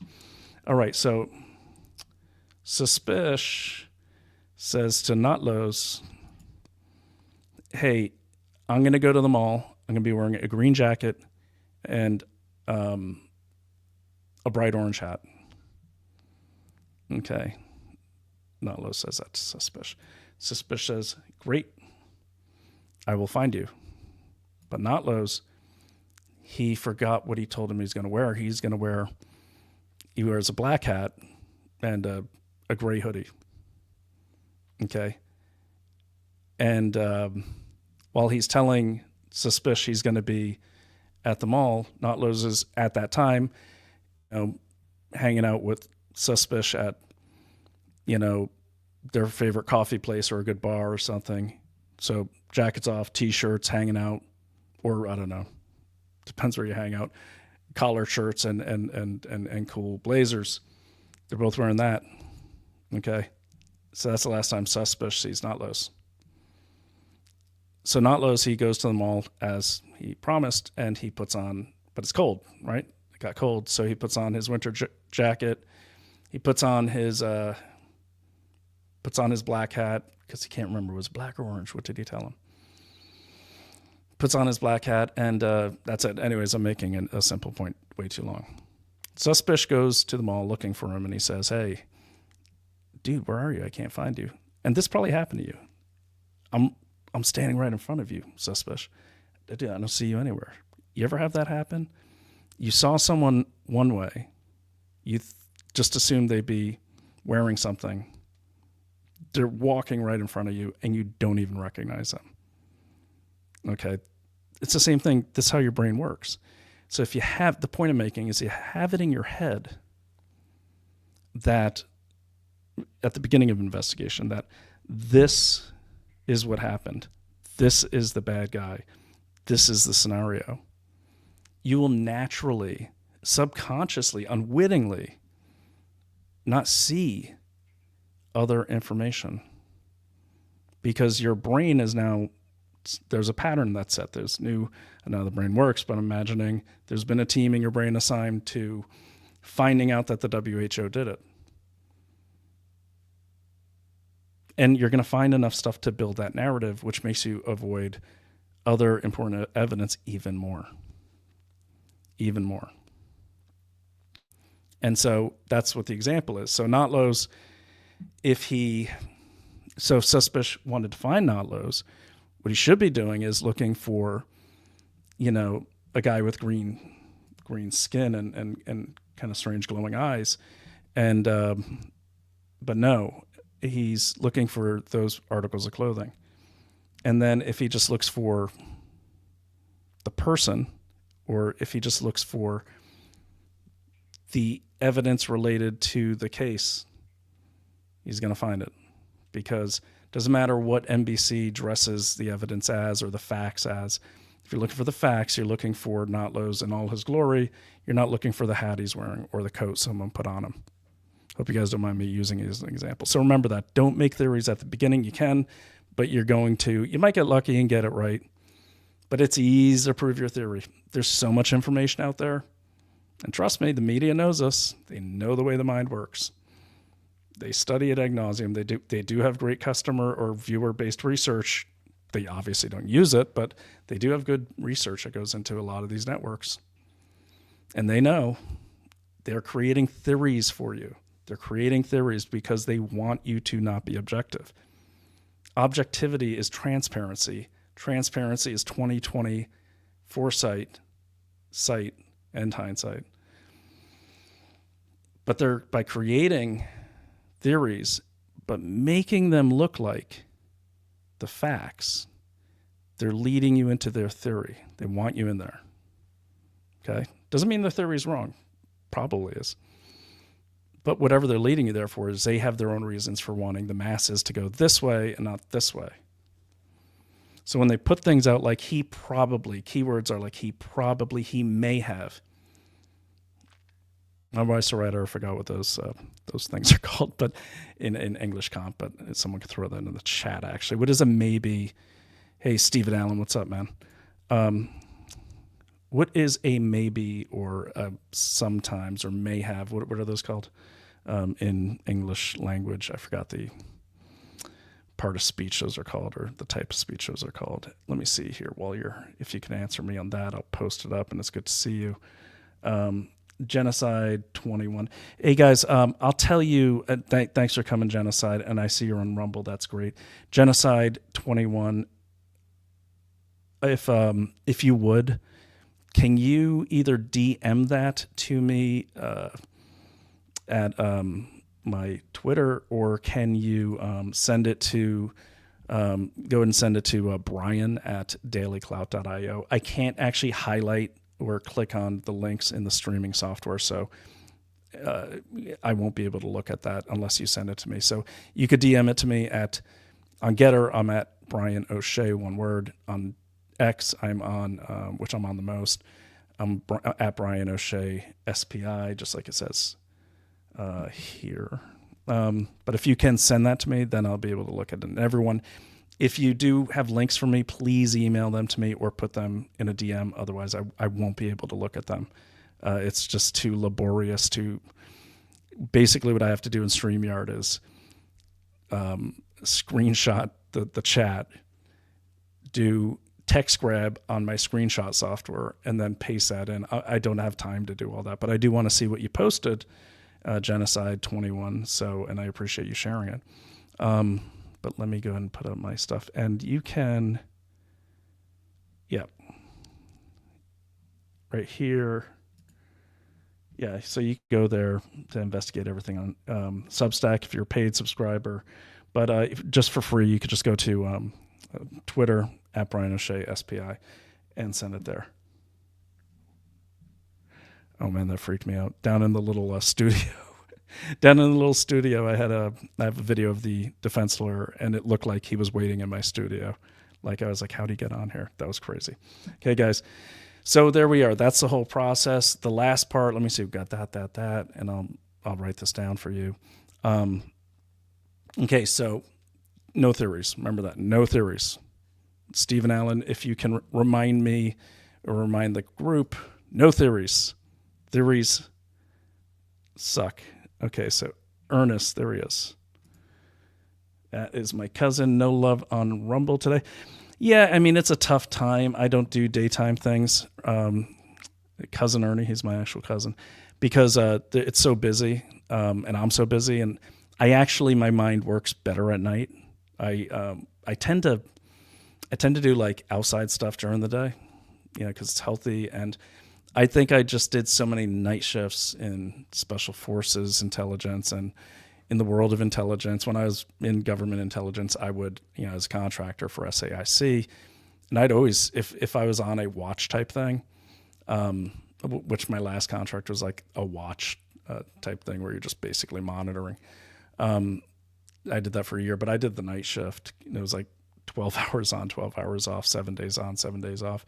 Paid great, and that's why I did it. It paid like 15% differential, 20% differential.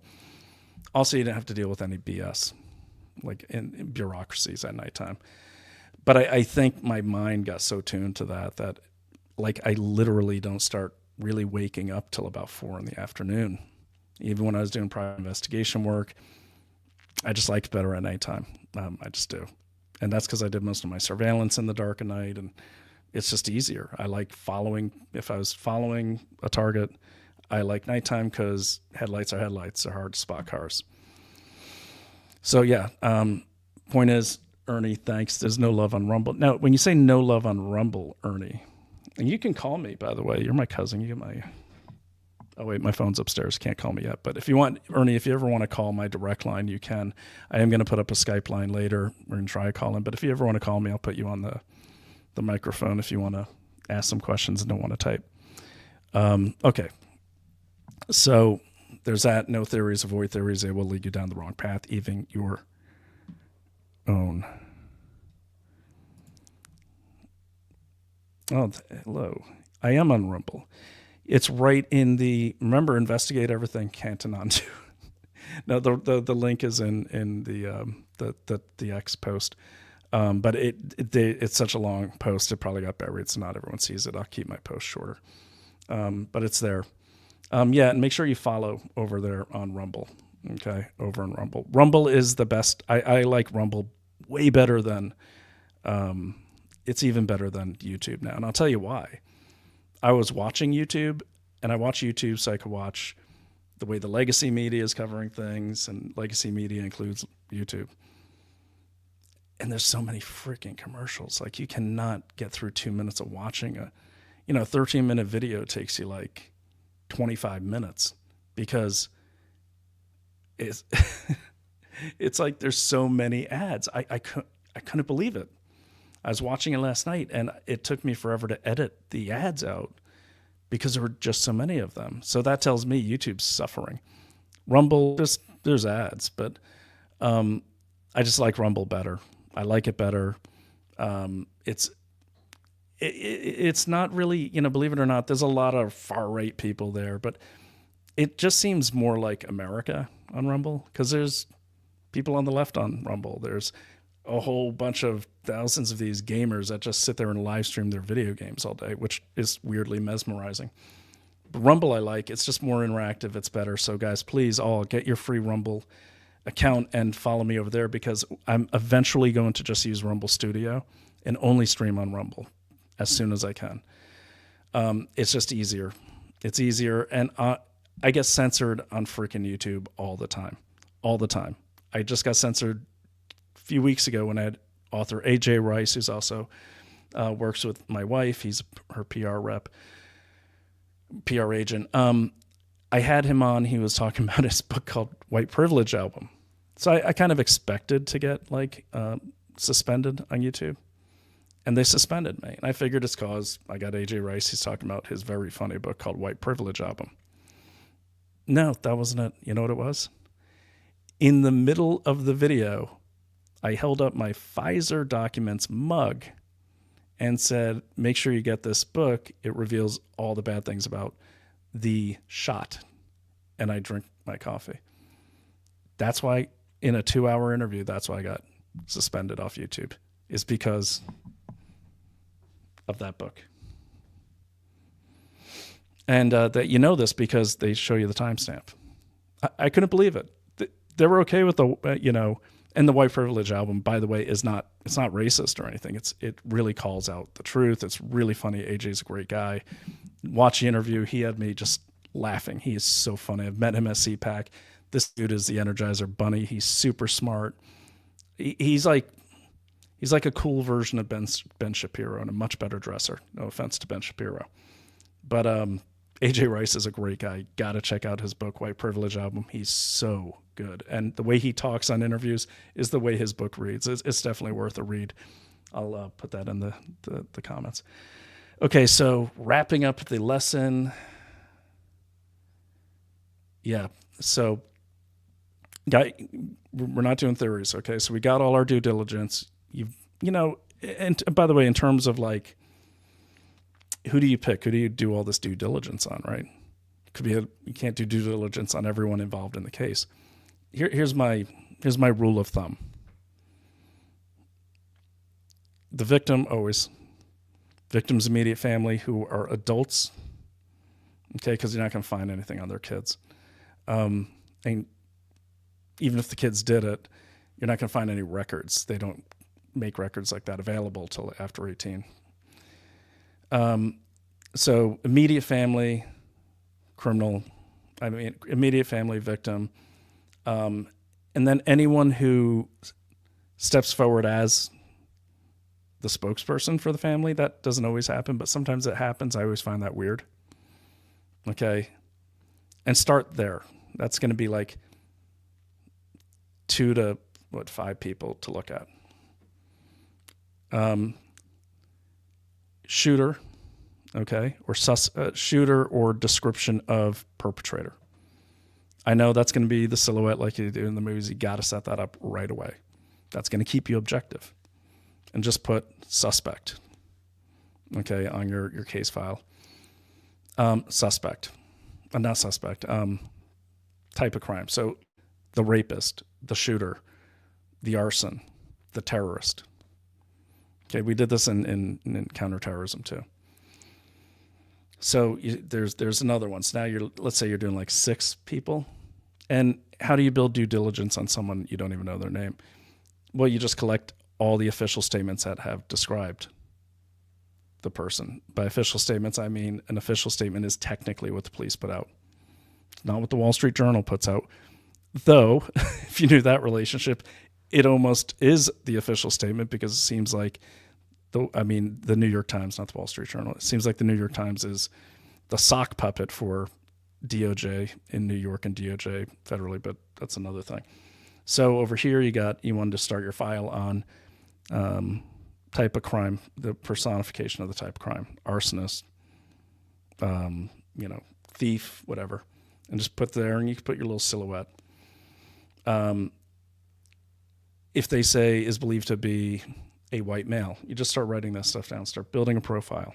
Okay. And by profile, if you don't know what I mean, just I don't know, if you've ever seen a G.I. Joe toy where they have the card on the back with the picture and age, height, weight, all that. That's what you want. The bio data, start with the bio data, age, weight. If you don't know it, just fill in the description that you're going to start that. And make sure you have a template for all these. I have templates. If you guys want them, I'm happy to share them. I developed them myself. But you want to make sure your intel's consistent. So if you start with name over here, you better start with name over here. Name, age. Might have another section for social media, another section for email addresses, another section for associated websites. Okay, so there's that.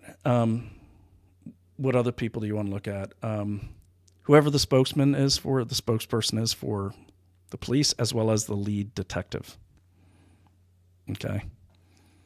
And then in terms of media, don't worry so much about media, but if you see an expert appearing on several media platforms and you've never heard of this person, or this person is really inserting themselves into the case, you're going to want to do due diligence on that person too. They're either trying to spin it or they might be involved in the crime. Happens all the time. So for instance, if you see the same Arrow security guy appearing and saying, no, this guy definitely acted alone in this case, but he can't say why, you want to look into that guy. And there is Arrow security has been interviewed several times. I do have them on. They're being looked at right now. Why? Because Arrow Security is the same security company that was doing security for all of those illegal alien camps throughout New York City, still have those contracts. They're the people that had the very violent, unprofessional security guys harassing people on the streets of New York. So it wasn't Pix 11, it was the New York station that ends in 22. They actually interviewed an Arrow security guy, and I'm sitting there and I'm like, oh no, God damn.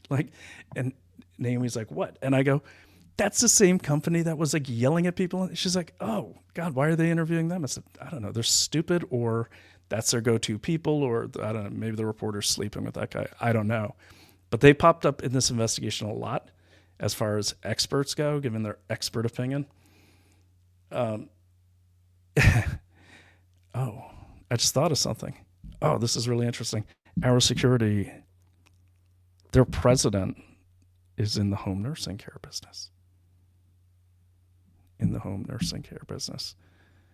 Mangione's families got rich off nursing homes. An expert from Arrow Security owned by a guy who made his fortune off nursing homes. You see, that's why you build these islands of knowledge. It makes things connect a lot quicker. That just connected here. You can tweet, you said, Brian, live connection, boom. I don't know if it's connection, but it's a good coincidence. I'm writing it down. And then let me see. Liberty 0 squared. Hi, back to you, Liberty 40 squared. Nice to see you. Lefties are coming over the Rumble. That's fine. It just keeps you on your toes. That's what I say. Look at it this way, Liberty. I'm just going to call you Liberty cubed. Look at it this way. When you have differing opinions, even stupid ones, because there's some stupid ones on the far right too. Hell, I've even put out some stupid opinions. But it's good because you can kind of track messaging. And remember, Liberty, and Stephen Allen, who's also on here, we talked about this. We warned about this because the legacy media has lost its throne as being the controllers of the message in media. They will infiltrate Rumble. They're going to infiltrate Substack. They already have. They're going to infiltrate podcasts. Look for the podcasts where people pop out of nowhere with huge audiences. Okay. I've actually been podcasting for 2 years now. My audience isn't huge. It's decent. Just so you know, helping you with your due diligence. And my wife is very well known. So of course, some of that comes from that. But I also had a show with JJ Carroll. We were talking about very important issues of the border. So I've built this audience. A lot of these people remember those days. That's my due diligence, but you should check me out too, of course. And that's why I put all of my stuff in my Twitter profile so anyone can check me out. But you're going to see that, Liberty. You're going to see people popping up out of nowhere. Here's my prediction. Don't laugh, but if you know Rumble, you know I'm probably right. Let me see. It's going to be, because there's kind of like a formula I notice has formed. It'll be for a guy. It'll be a guy. He's going to be heavy set but sturdy. Okay, heavy set but sturdy. It's not going to be someone that looks like they do Pilates. It's going to be more like someone who looks like they work with their hands, or maybe used to box or used to play football. Okay, and they're going to have a hat on. Now that hat will say a number of things. It'll say MAGA. It'll say, and I have all these hats. But this seems to be the formula on Rumble, which is a genuine formula. I mean, this is how people. I like t-shirt and jeans. Okay, I don't love hats, but I like hats because they shape my hair. That's my secret. They kind of mold it while it's drying, and then I take it off, and boom, I have this ugly mug. But the MAGA hat, American flag hat subdued with the removable American flag. It's kind of like the uniform. T-shirt that says something about God, about Trump, about MAGA, or about guns. Nothing wrong with these. I have all these T-shirts. But I'm saying that's kind of like our culture on Rumble. And that's what the left will use to infiltrate. They're going to infiltrate using that sort of look. Okay? And we've seen them do this too. Like the Republicans that all supposedly like vote for Kamala because they hate Trump. And they always had, that's what they did. They found some Texas guy, he's big and fat, and he supposedly owns all these cows. But if you look in the background, it looks like he's in a split-level ranch. And I mean the house, not the ranch. But they do this. They actually have agencies that hire people to do this. So you're going to see those popping up big time because the legacy media is pissed, and now Big Pharma has nowhere to really influence people. So they've got to get their people into our sites. And just to put it in perspective for you, CNN on average, don't laugh. No, please do laugh. CNN on average, I just heard this statistic the other day. If someone wants to pop that up. And by the way, you guys can actually send these to me in, you know what I'll do is I will open up the Rumble chat and I'll put that on the screen. That way I can actually click on your links. But the, sorry, I'm going all Mitch McConnell on you. I didn't mean to freeze like that. The infiltration. Sorry, guys. I was really up till 5, and I slept till like 9:30, from like 6 to 9:30. That's why I had to move the podcast, because I had it set for 9. I woke up at like 9:13, 9:30. So I'm still a little tired, and I didn't get enough coffee, and I'm going to on the break. But I did get my bison pills, and we'll talk about those too. Anyways, they're infiltrating. So Liberty, sorry.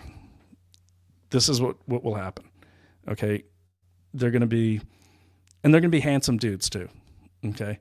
Handsome in the way, like, I bet that guy was good looking in college. That's how the ladies will look at him. But they're not going to be far right. There'll be a few of those. But honestly, they don't need to hire far right. Like, I'm by far right, I don't mean ultra conservative. I mean real conspiracy theory crazy. By far right, I'm talking like, I should even say fringe right. People that are not even living in reality. People are like, I think the NSA hired that guy to kill that guy. The NSA is a bunch of nerds. They do good and bad things, but they're not operators. Or someone will say,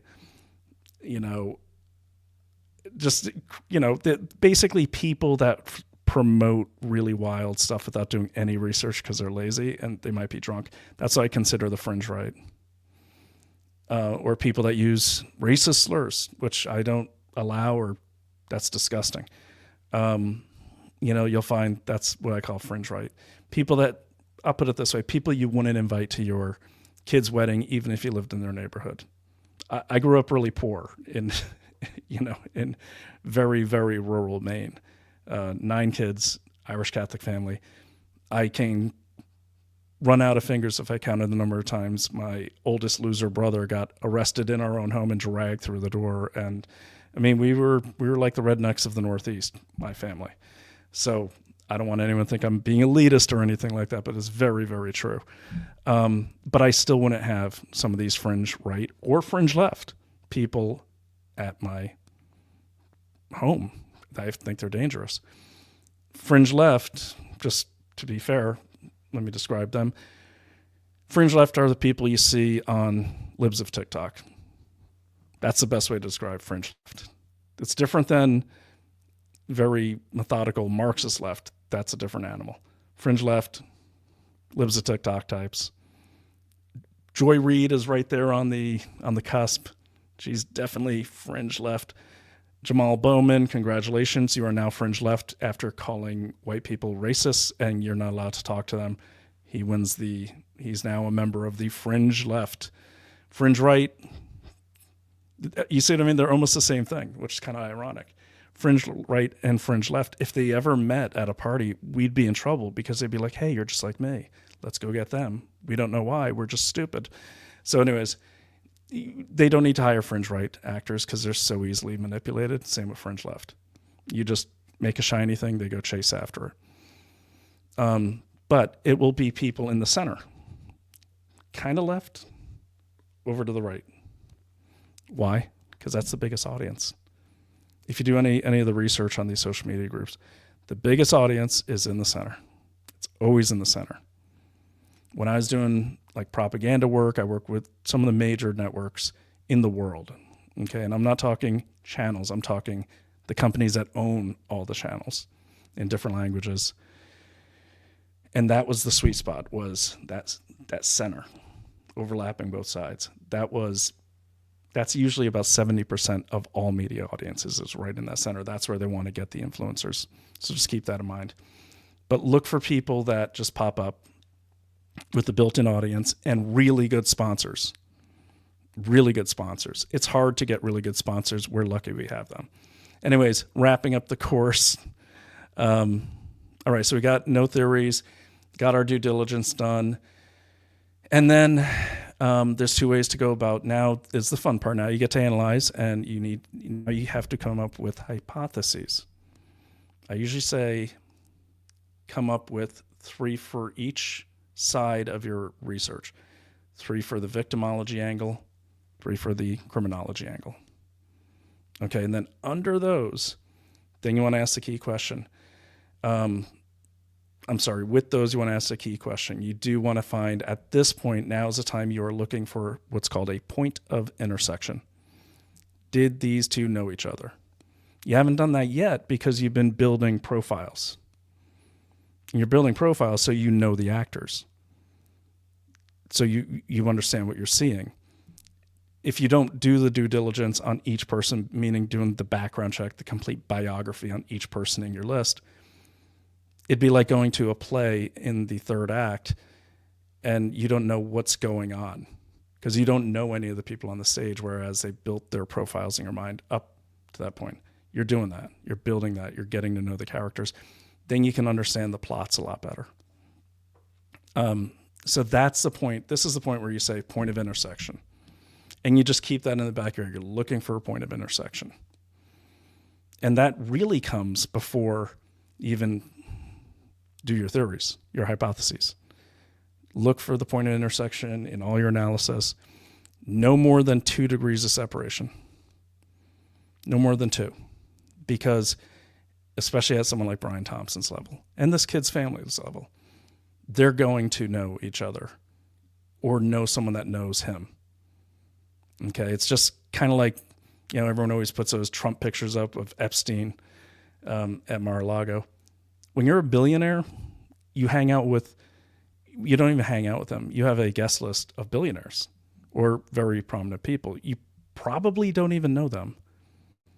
There's actual agencies that do this for you. I know this because Naomi when I met her, she, would go to all these functions, people's homes and everything. She didn't even know the people. I'd go with her.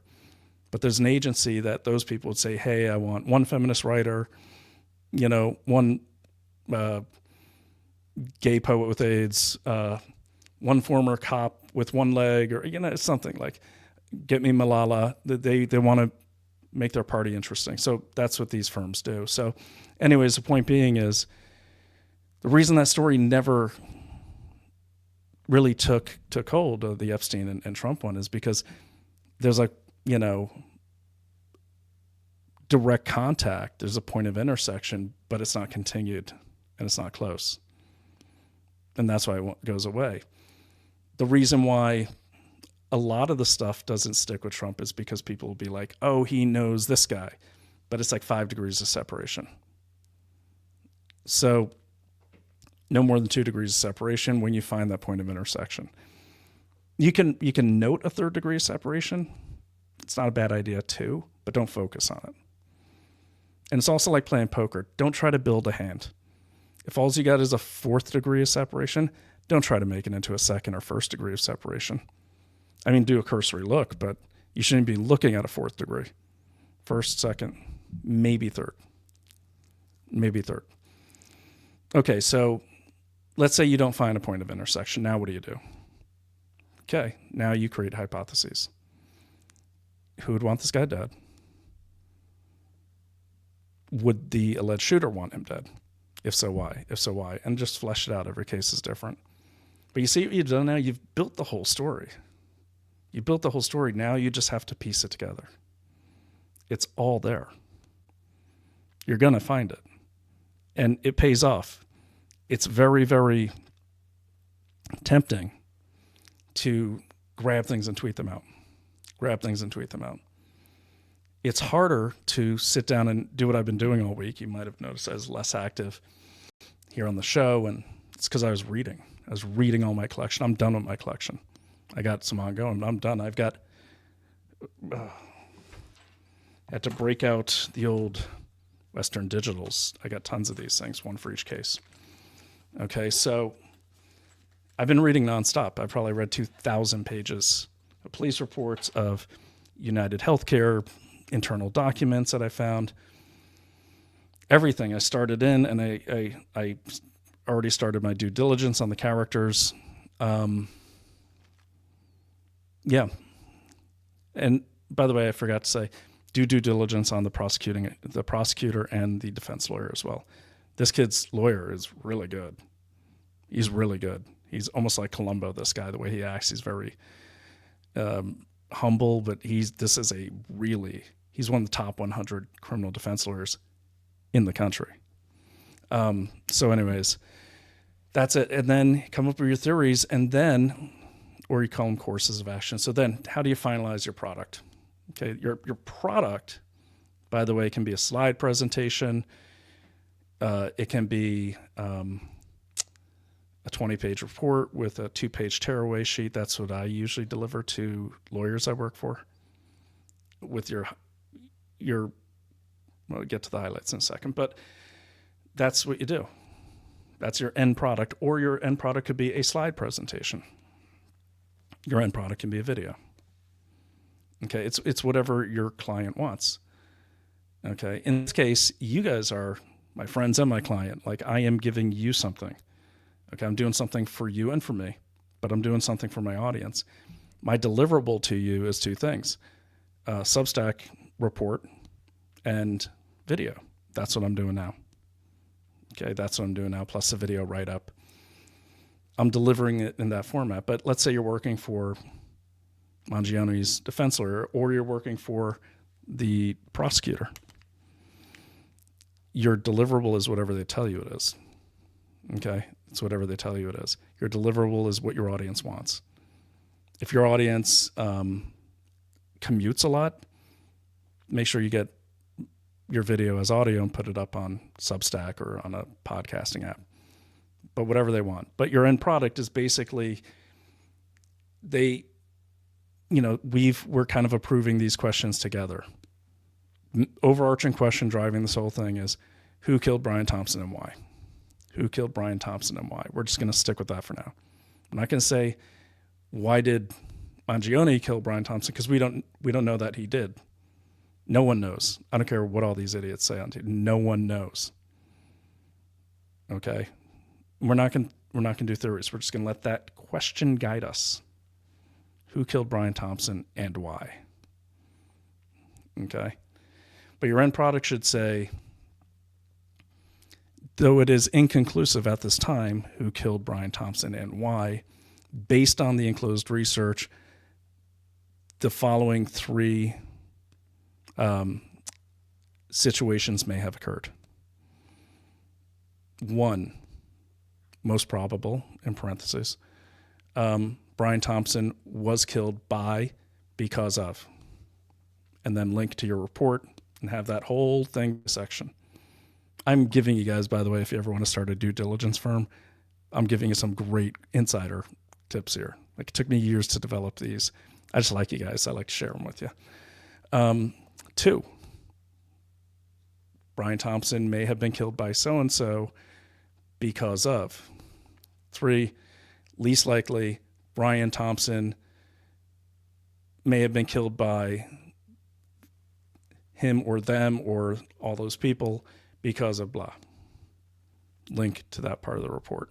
And then say, right in that opening statement, based on the lack of evidence supporting this theory, this is why it is labeled as C or least likely. Okay, so you're still giving your clients, your audience, they're going to want to decide for themselves, but you're equipping them with all the evidence neatly arranged so they don't have to do the 40 to 80 to 200 hours you did of putting this together. That's what lawyers want too. And by the way, lawyers love timelines. That's why you see all these newspapers do so many timelines. A lot of those journalists come from law school or dropped out of law school and became journalists. That's what they're taught, timelines. And timelines are great. You do a timeline on anything. I started doing one on from 2014 to present time of all the events in the world, just as a, kind of a diffusion exercise, as they call it. It's amazing what you connect when you do a timeline. Just do a full timeline. What was happening on this day? What was happening on? You see things, you're like, oh my God, how did I not catch that? Anyways, that aside, lawyers love timelines because they make their whole case in the form of a timeline. Think about the prosecutor will say, fact, December 4th, Brian Thompson was gunned down. Fact, December 5th, blah, blah, blah. It's all timelines. Then the defense will say, interesting story, prosecutor. However, these are the facts and they're not being disputed. My client was here on December 4th. Prior to that, he was here, but then he went here on December 5th, blah, blah, blah. So that photo you have of him being here at this time cannot be real because I have a photo of him being here at this time. It's all timelines. Okay, so keep that in mind. And you don't have to make a special effort to do the timeline. Just keep a sheet over here, and as you're doing your due diligence or collection, just if something is a fact, put it in your timeline, a significant fact. Okay? If you're not sure if it's significant, write it down in your timeline. Little hint on timelines. And also a little hint on how to stay organized. You want to, in my opinion, label your files with the date time group first. You see my episodes, the way I label my episodes makes them stackable in chronological order. So this episode is 24/12/11. Year's 24, month is 12, date yesterday was 11 when I set this up. So when you have this video when I have this video in my file, my investigate everything video file, I want to see the last episode I did and how well it did. I just click, date created, and it all stacks nice and evenly. If you put, for your file, let's say you're saving this, and Stephen Allen says, okay,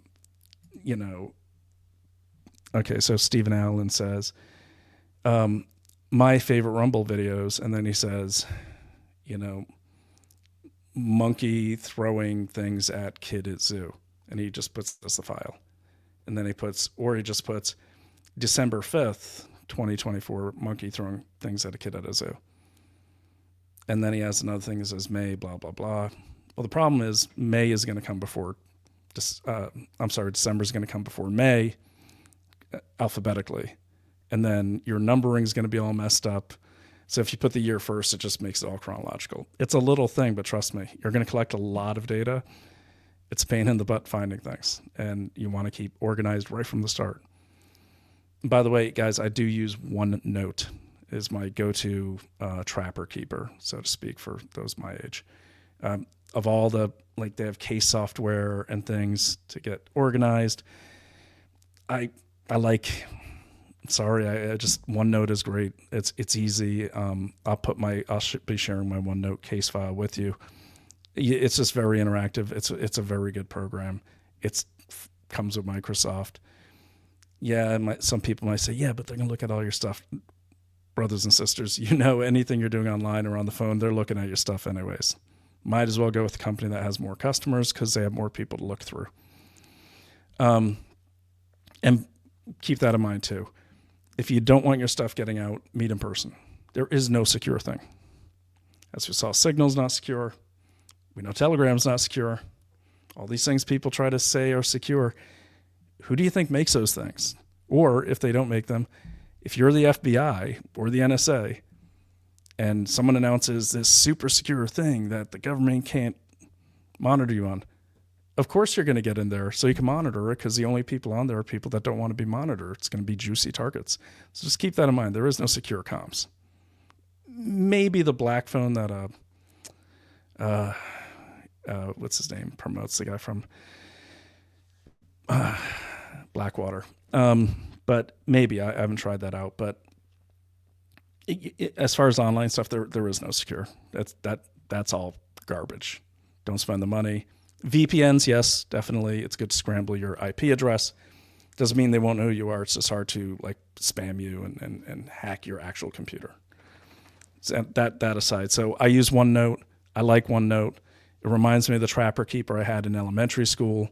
I wish I could get a OneNote that had Masters of the Universe on it or G.I. Joe, but I can't. I got to find a way to do that. But it's just like a Trapper Keeper. I like it too because there's no limit to how big your screen can be. I like writing things down. I like big boards. I actually have a big screen over here with a touch pen that I could go and use as a dry erase board. I don't like doing things in hand. I'll jot notes on a notebook, but I don't do too much on there because I want it to be searchable, and I have terrible handwriting. So one thing I do recommend, though, is these old school notebooks here. Good old composition book. I have one of these for each case. I like these because they're different colors. So I know when I see anything red, that is assigned to murder. Anything green is assigned to climate change or One Health adversaries. You see what I mean? That's my system, but that's just for notes. And what I do on that is I'll just say, on this, so-and-so said this, and then parentheses, reference, Wall Street Journal article 2024 in folder. That's all my notes say. But yeah, or if you like to write, writing's a lost art, write. But that's what I do for my notes. And remember, don't add other stuff to your case notebook. You can use any case notebook you want. I like these. They got everything. I just got this one last night, so I don't fill this stuff out in case I drop it. I don't want someone getting interested. But, it's just the old school thing. It's got like a little schedule thing on the inside, and only put one case per notebook. You don't want to be flipping through pages and going, what? Unicorn Ninja. Why is that in here? Was he a unicorn? Oh, no, that's a different case. You don't want to do that. So that's what I use for that. Use whatever makes you comfortable. There is no right answer. But make sure also I recommend storing the stuff offline. Okay, so let's see if I can hold these up without killing the program. These are running all the time. Okay, this is a solid state hard drive, very cheap, holds a lot of data. I think this is 500 gigabytes. And this is a big Western Digital. I think it's about the same size. It's a little older. So what I do is my quick collection goes on here, and then I transfer my archive collection onto bigger ones like this. And then that way, if your computer crashes or your Google account gets shut down or your Microsoft account, which happened to Jordan Peterson, you don't lose all your work. It's backed up. Plus, you're going to find with videos and everything, you really, really gum up your RAM, and you don't want that. Okay, so that's my collection. So that's your final product, Substack, video presentation, or whatever your client wants. That's it. Tell a story. Tell a story. That's what you're doing. What you're doing is you are now basically a true crime writer. Okay. This is actually what, if you guys follow true crime, Anne Rule, who is, God rest her soul. I went down the dark spiral of true crime. Yeah, everyone goes there. Okay. Everyone goes down the dark spiral of true crime because we like solving things. That's why investigation discovery is so big. Women go down even more than men do in terms of go down the spiral. Don't run with that, men. But they do. They really get into it. Investigation discovery, 92% of their audience back a few years ago was women.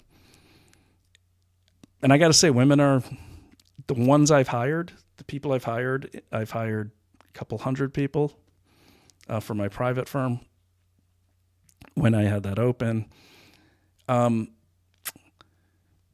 Women are better analysts. They're just, I don't know what it is. I don't know what it is, but they're really, really able to focus and be diligent and I don't know what it is. They're able to, women who do analysis and hone their craft, but they really can connect some dots.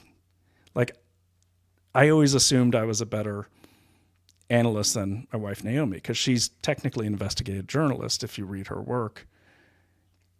And I got to say, like, when I read The Bodies of Others, which, yeah, I don't have a copy right now, but this one upstairs, I was reading things that she connected that, like, I never connected. So I don't know, maybe it's, I don't know. Maybe it's in the genes. Who knows?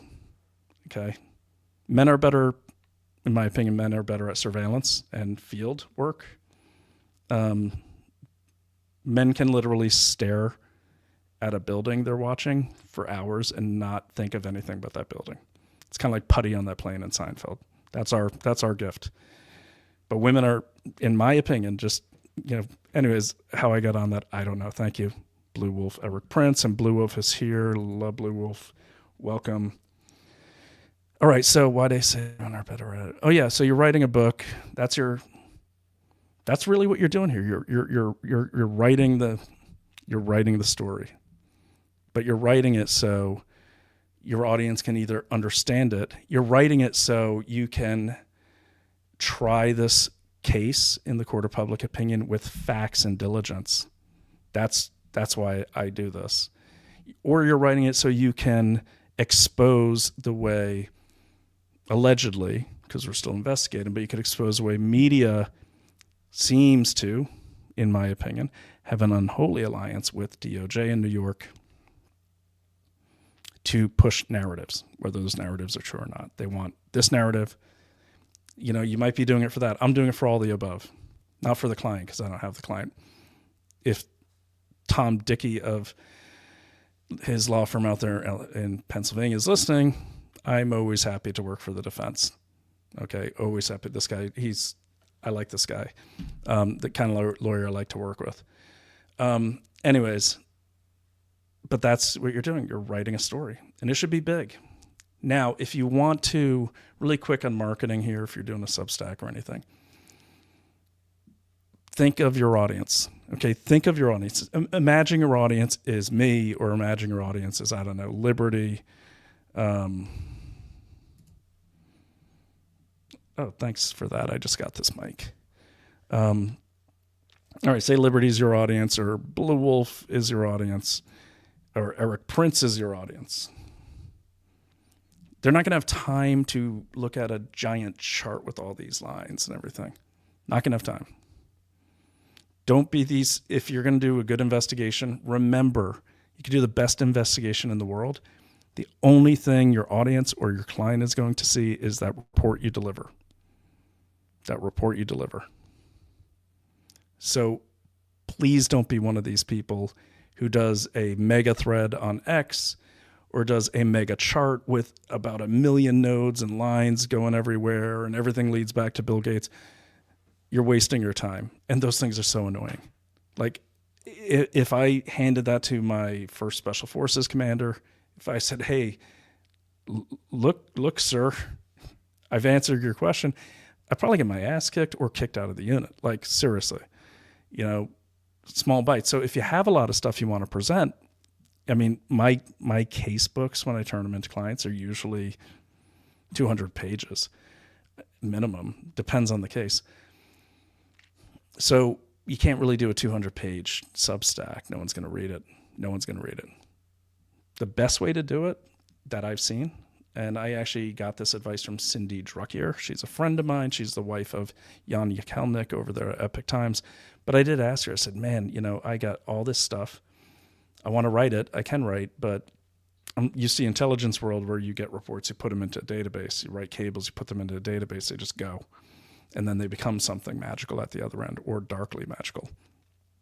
And she made a good point. She goes, well, that's why journalists do things in parts, because you want to be between 650 and 1,000 words for each part of it.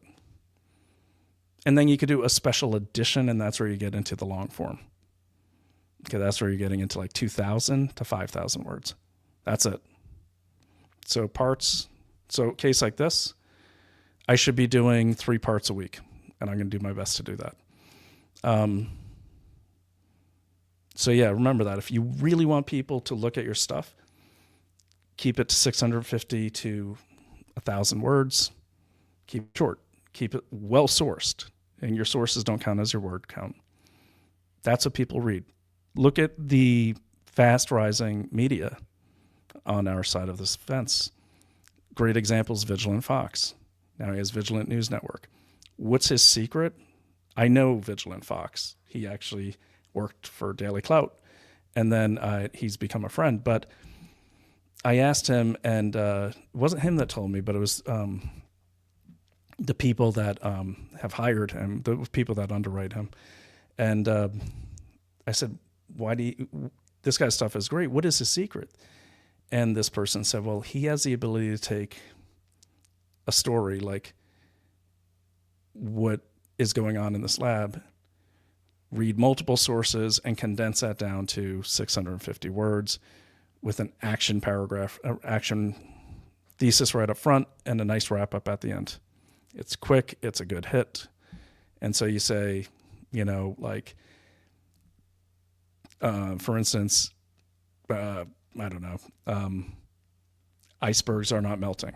Here's why. Boom, boom, boom, boom, boom. That's why icebergs aren't melting, just like we learned in high school. So that's, if you're interested in getting your stuff out, that's the best way to do it. If you look at my posts on Substack, and I got to do a lot more, just quite honestly, I do all the driving in our family. So if you know Northern New York, I have a lot of miles under my belt. So by the time the day is done, and my wife, who's from Manhattan, she knows how to drive. She chooses not to because roads up here are icy, and Manhattanites have this thing about driving. They're just not used to it because they're always on foot or transportation or city bikes. But my wife, so she gets to work while I'm driving, and that's fine. Because she's very busy and she's taking calls, but so her work gets done. My work really doesn't start till I get home. So that's why I don't write as much. And that's why sometimes it's hard to see when I'm going to do a live. But remember that I always come back and I always will read your emails. Okay. And if you sent me an email and I didn't get it, resend it. And you know what? Resend it. She's going to kill me for saying this. Resend it and CC. No, I'm not going to do that. I was going to say CC my colleagues, but they'll kill me. Anyways, resend it, and what you could do is just say you missed this email or something in the subject so I know it. Or I'm never going to watch your show again. I'll read that. Please do, but get my attention somehow, because there's so many. I mean, it just gets so many. Anyways. That's it. So if you want your thing to go out there. And what's good about those short form type articles, and then, short form. And then what you could do is you could take all these short forms and condense them, and boom, you got yourself a nonfiction book. That was also Cindy's advice. She's a great journalist over there at the Epic Times. I really like her and her husband. Good friends. And ask journalists, or ask if you see a style, and also see a style of writing. Read some different styles of writing and find the one that fits you. I like Ronan Farrow's style of writing. He broke the Weinstein case. I like Vigilant Foxes, but that's not really my style of writing.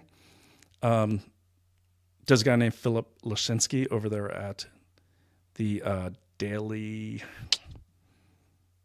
I think it's the Daily Mail, maybe. But I'll pull it up and put it in the thing. I love the way he writes. I like the way Josh J. Phillip writes. So find a writer that you like their style and emulate that style. Mimic that style. That's how you get good. I like the way my wife writes. I just don't write like that. But yeah, Peter Schweitzer, I like the way he writes the most in terms of nonfiction. But again, find a mentor. You don't have to know them, just find a mentor and, read the way they write. That's what I've been doing a lot of. Actually, Naomi has a book called The Treehouse. I highly recommend you guys get it. It's old, but she wrote it with her dad who taught her how to write. And it's a really good book. If you want to learn how to write nonfiction, I highly recommend it. It's really touching too. I knew him. He's no longer with us, but they had a really special relationship. And that treehouse is in the woods back behind our other house. It's kind of all fallen apart, but yeah. The Treehouse by Naomi Wolf and her dad, Leonard Wolf, who's from Transylvania.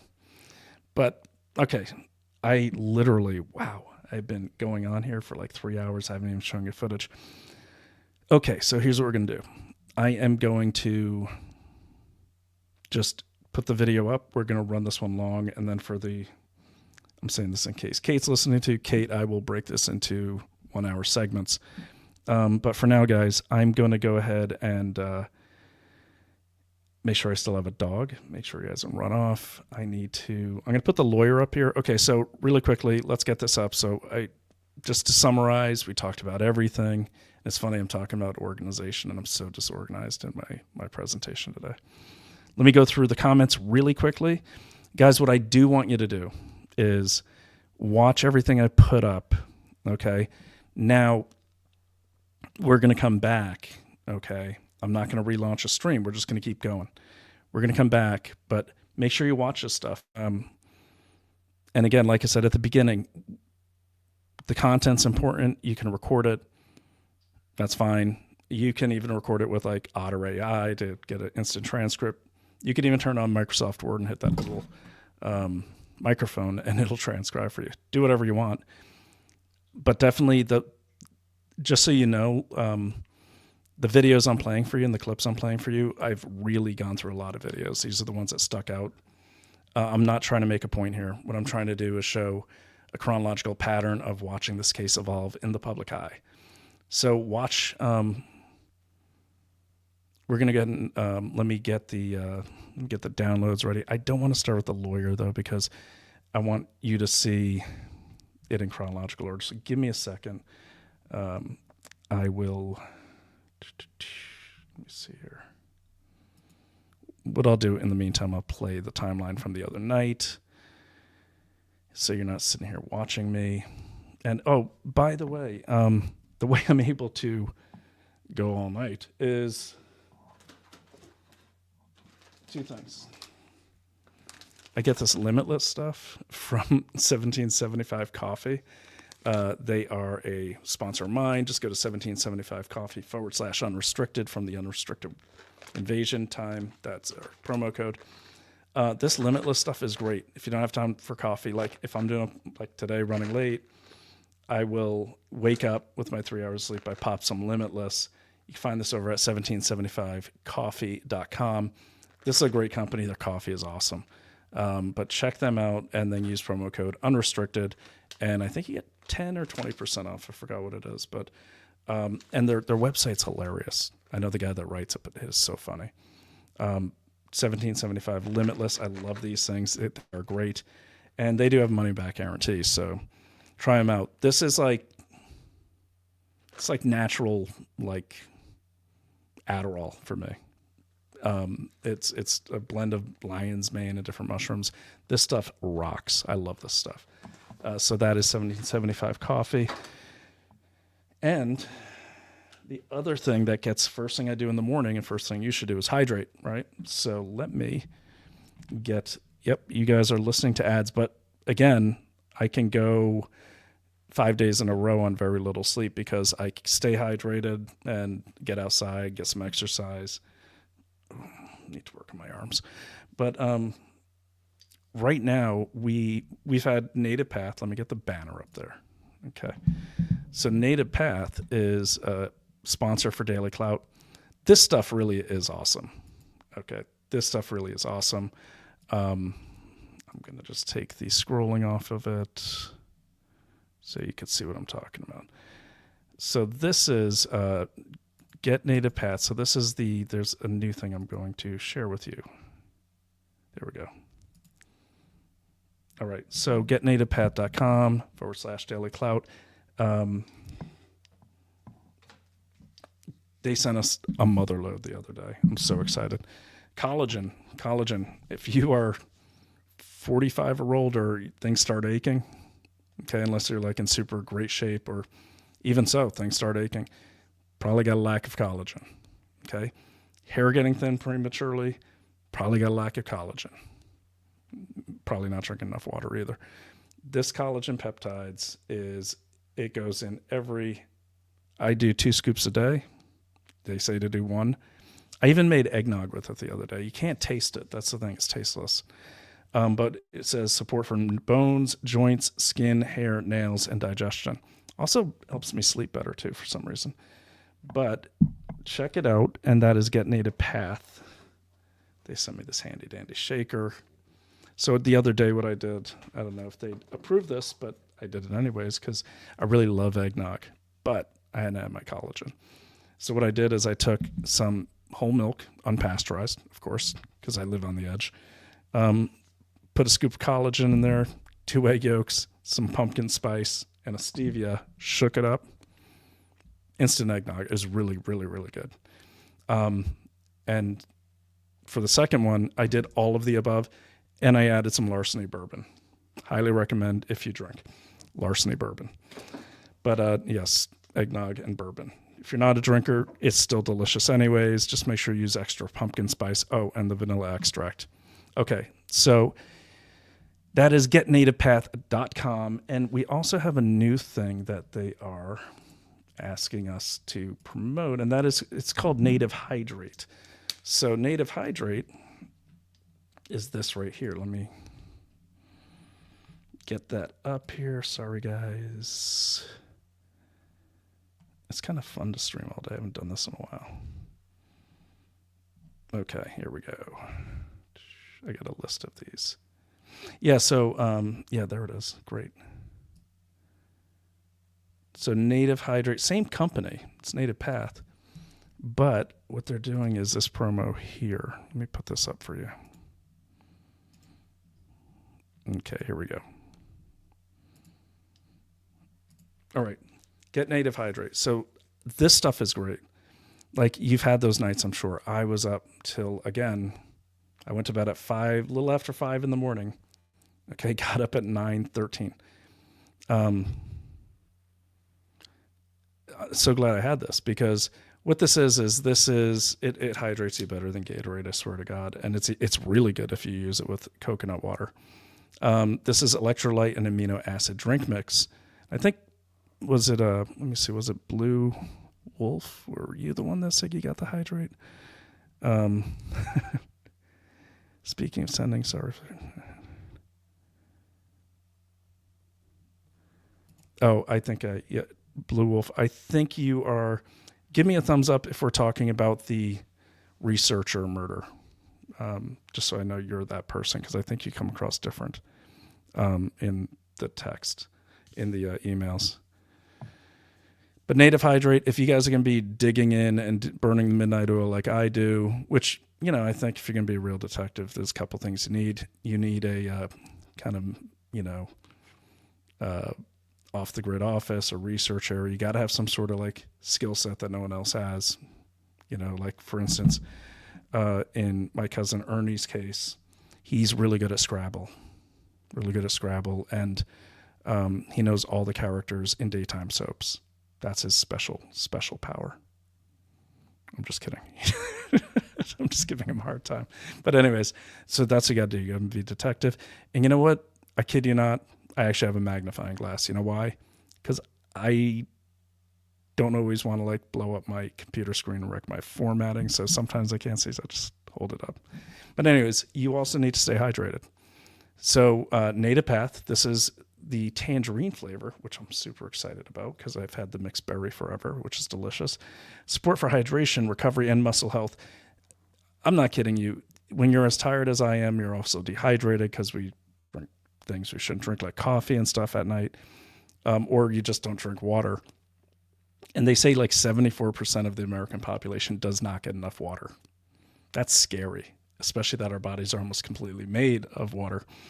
But the minute I drink this in the morning, I put it in my bottle, water bottle, whatever, 1 scoop, shake it up. There's no clumping. It's so damn good. It's so good. And this has, and by the way, this has like only one gram of carb per serving.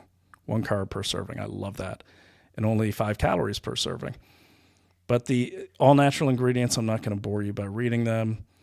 But yeah, for benefits, they say hydration, muscle function, energy production, post-workout, recovery, lean muscle mass, preservation. Super important, especially if you're after 50. Forgot what they call that amino acid, but there's an amino acid you need to let the protein pass into your muscles because your muscles get a bit truculent, I guess, as you get older. And that's why men's muscles, you can see it in men especially because we tend to have more topside muscle. As we get older, if you don't keep working out, but also finding a way to get leucine, that's what it is, the protein to your muscles, they start getting like, you start looking like Joe Biden. And that's not what anyone wants. Okay. But that's because you're not getting, you're taking in the protein, but it can't get through the gate. That's what those amino acids do. They help get through. And that's what they specialize here at Native Path. And the CEO's been on a few times. Great guy. But get Native Path. And this is the Native Hydrate. There we go. So nativehydrate.com/Daily Clout to learn more. There's also a competition starting in January, which I'm going to be in. I don't know what it is, but it's the Get Native Path Challenge or something like that. I'm looking forward to that because it's time to get in super shape, man. Definitely. And this stuff really, like this morning, guys, honestly, like I was like, I don't know how I'm going to do this. It's like 9:13. I was doing that thing where like you take out the coffee filter, then you stare out the window, then the dog is looking at you. Then you forgot why you're in the kitchen. And then you're like, oh yeah, coffee. Then you put the coffee in, but you forgot to put in the filter, so you got to dump it out. You ever have those mornings? When I drank this, boom. Okay. And then actually when I had my coffee, I added a scoop of this to it, which I always do as well. And now, so you don't have to carry this big jar around with you, they sent us I have a bunch of these upstairs. I like this kind of little variety pack. I highly recommend. Okay, highly recommend. And we're lucky. They're very generous. We sell so much Get Native Path. We get a small percentage, which is really nice. But it's nice to know that my audience is not like getting Bill Gates poison in their Gatorade or something. God only knows. But what I like is this is single serving. So what I do is I always keep a couple of these in the car, a couple of these in my camera bag, anything like that. Yeah, and if you're feeling down, you're feeling a little, you just take that. So, we got a good combo. We got collagen peptides. That's getnativepath.com/Daily Clout for your discount. nativepathhydrate.com/Daily Clout. Keep that energy going, keep those muscles fed with the right amino acids getting the protein there. Got our variety pack. Take all this stuff on Get Native Path, on Native Path, nativehydrate.com or getnativepath.com/Daily Clout. Get it all there. keep this stuff around. We get free samples. We're very lucky, unless Naomi ordered that. I'm never sure. But yeah, get Native Path.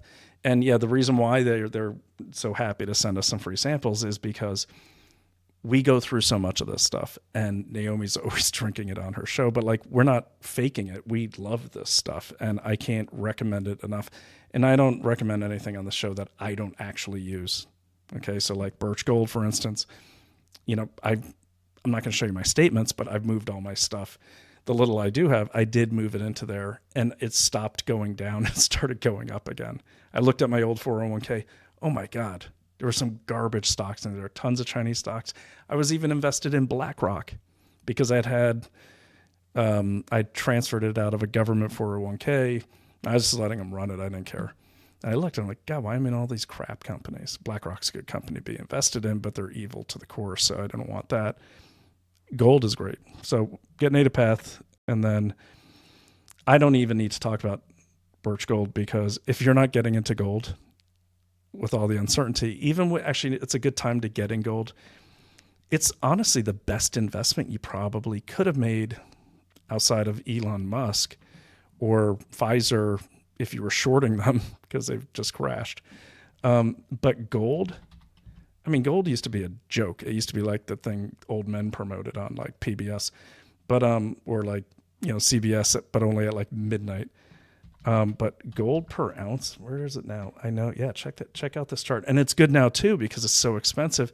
When Trump came in, gold actually went down because people were less worried about the security of investments and currency in this country, to be expected. But let me just, you got to see this chart. Like, as an investment, this is the year-to-date chart. Okay. So let's say last year you had $2,000 to invest. Okay. You had $2,000. So you're like, okay, check this out.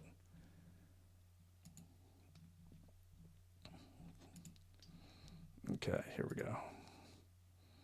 Boom. Look at that. It's just a good investment. And that's why, again, I don't mind promoting Birch Gold at all. Birch Gold is actually in the, they're one of the highest rated gold brokers, dealers, investment places you could have. And actually, they have the best customer service. They talk to you all the time. I actually talked to the Birch Gold guy. I was talking to them before they were sponsors, because I was just really learning so much from the Birch Gold people. They know history. This guy was getting into like the history of like China and, something in South America with like gold mines. I'm like, this is crazy. But I would listen, and I would call under the pretense, like, yeah, I'm thinking about like investing. And they're like, don't you always call? I'm like, yeah, I call like once a week, but it's like a history course. And, then we ended up getting them as a sponsor. So, I got in right away, because then I started seeing these charts. Okay. And so here we go. This is, what's today's date? The 5th. Okay. Let me do the year-long chart. Okay. So this is, and again, I don't need to sell you gold. This stuff sells itself. Okay. There you go.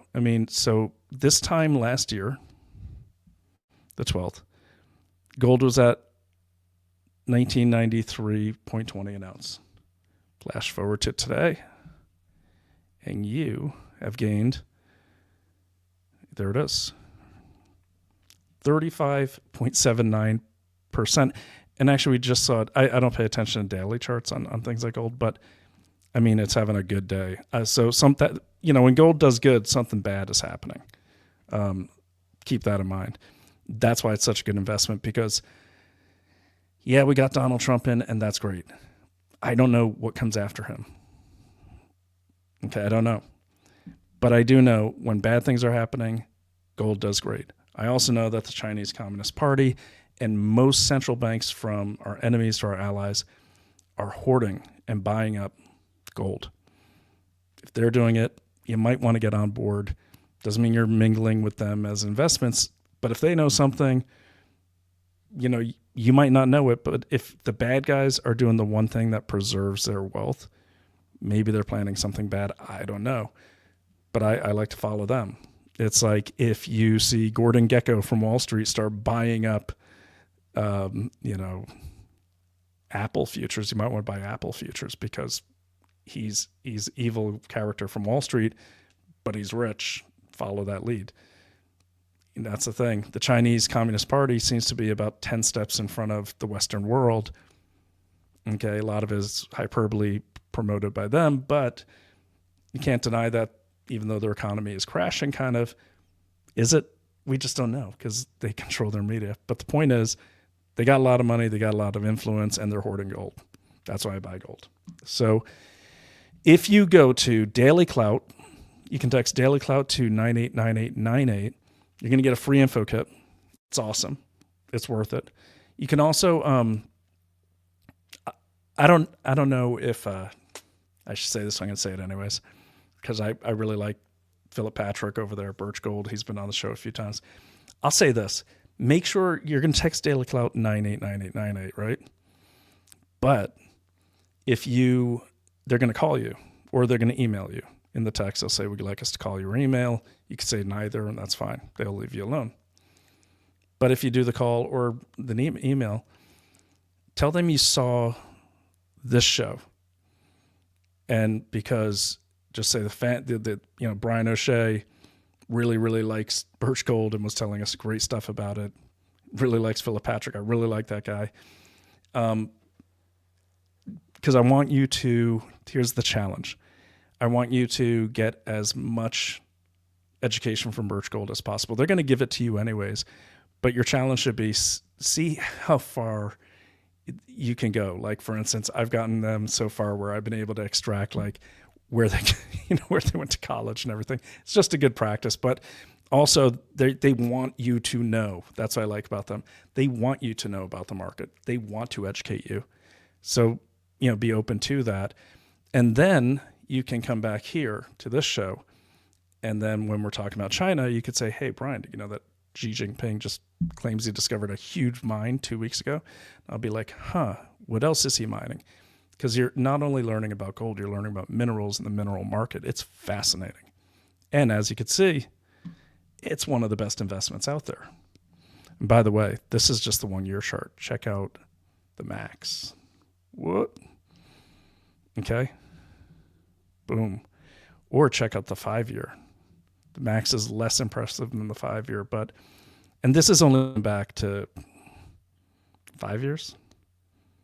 I don't know what the other one, but the point is, I remember, and I'm sure Ernie remembers, when I was a kid, like gold was like 300, 400 an ounce. That's what I remember it being. Maybe my memory's bad, but that's what it was. So anyways, all right, guys, you're probably tired of hearing about gold and everything, but yeah, get on that and share it on the show. Like, get your packet. If you find something cool, what I'm looking for when you get your Birch Gold information, use them as a source too, because gold obviously is used for many other things. But did you know, not only is there gold in those hills in North Carolina, there's also gold under Haiti. How about that? No wonder they're getting everyone off the island. You see, it's just more of that knowledge that you're creating islands of knowledge that will let you connect dots a lot quicker. And that's what I want you to do. And then if you guys are all doing this, and by the way, there's no strings attached. You get an info packet. They don't spam you. They're really, really cool people. But I want you got to look at these things constantly. Like, we're looking at this murder, but we also have to keep our little mental drone circling for other things as well. Because at this level with this murder, you're going to find everything is about 3 degrees of separation. There is a connection here between the coverage it's getting. There is a connection between healthcare. You're going to see a connection between gold and certain medical products, devices, and investments. Understanding the entire ecosystem of bad and good really helps you connect the dots really quickly, because your goal should be able to get to the point where you can just look at things and go, oh yeah, that's because of that.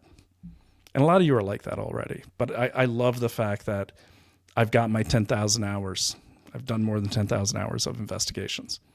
And according to Malcolm Gladwell, if you've ever read Outliers, and it wasn't his research, but he quotes the research, is 10,000 hours. If you put 10,000 hours into anything, you become an expert. violin, piano, whatever.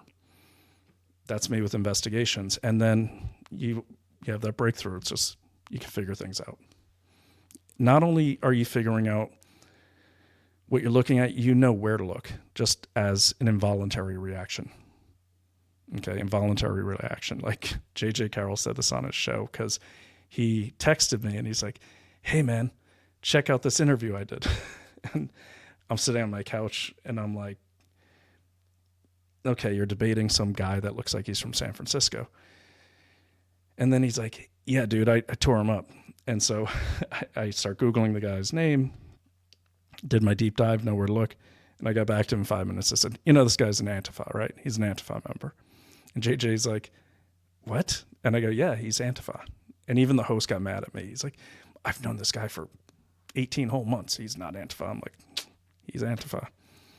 But you just, it just kind of becomes like the thing. Like if you know martial arts, if someone comes up on you, you're going to act a certain way, and it's a good place to be. It's honestly like a survival skill set.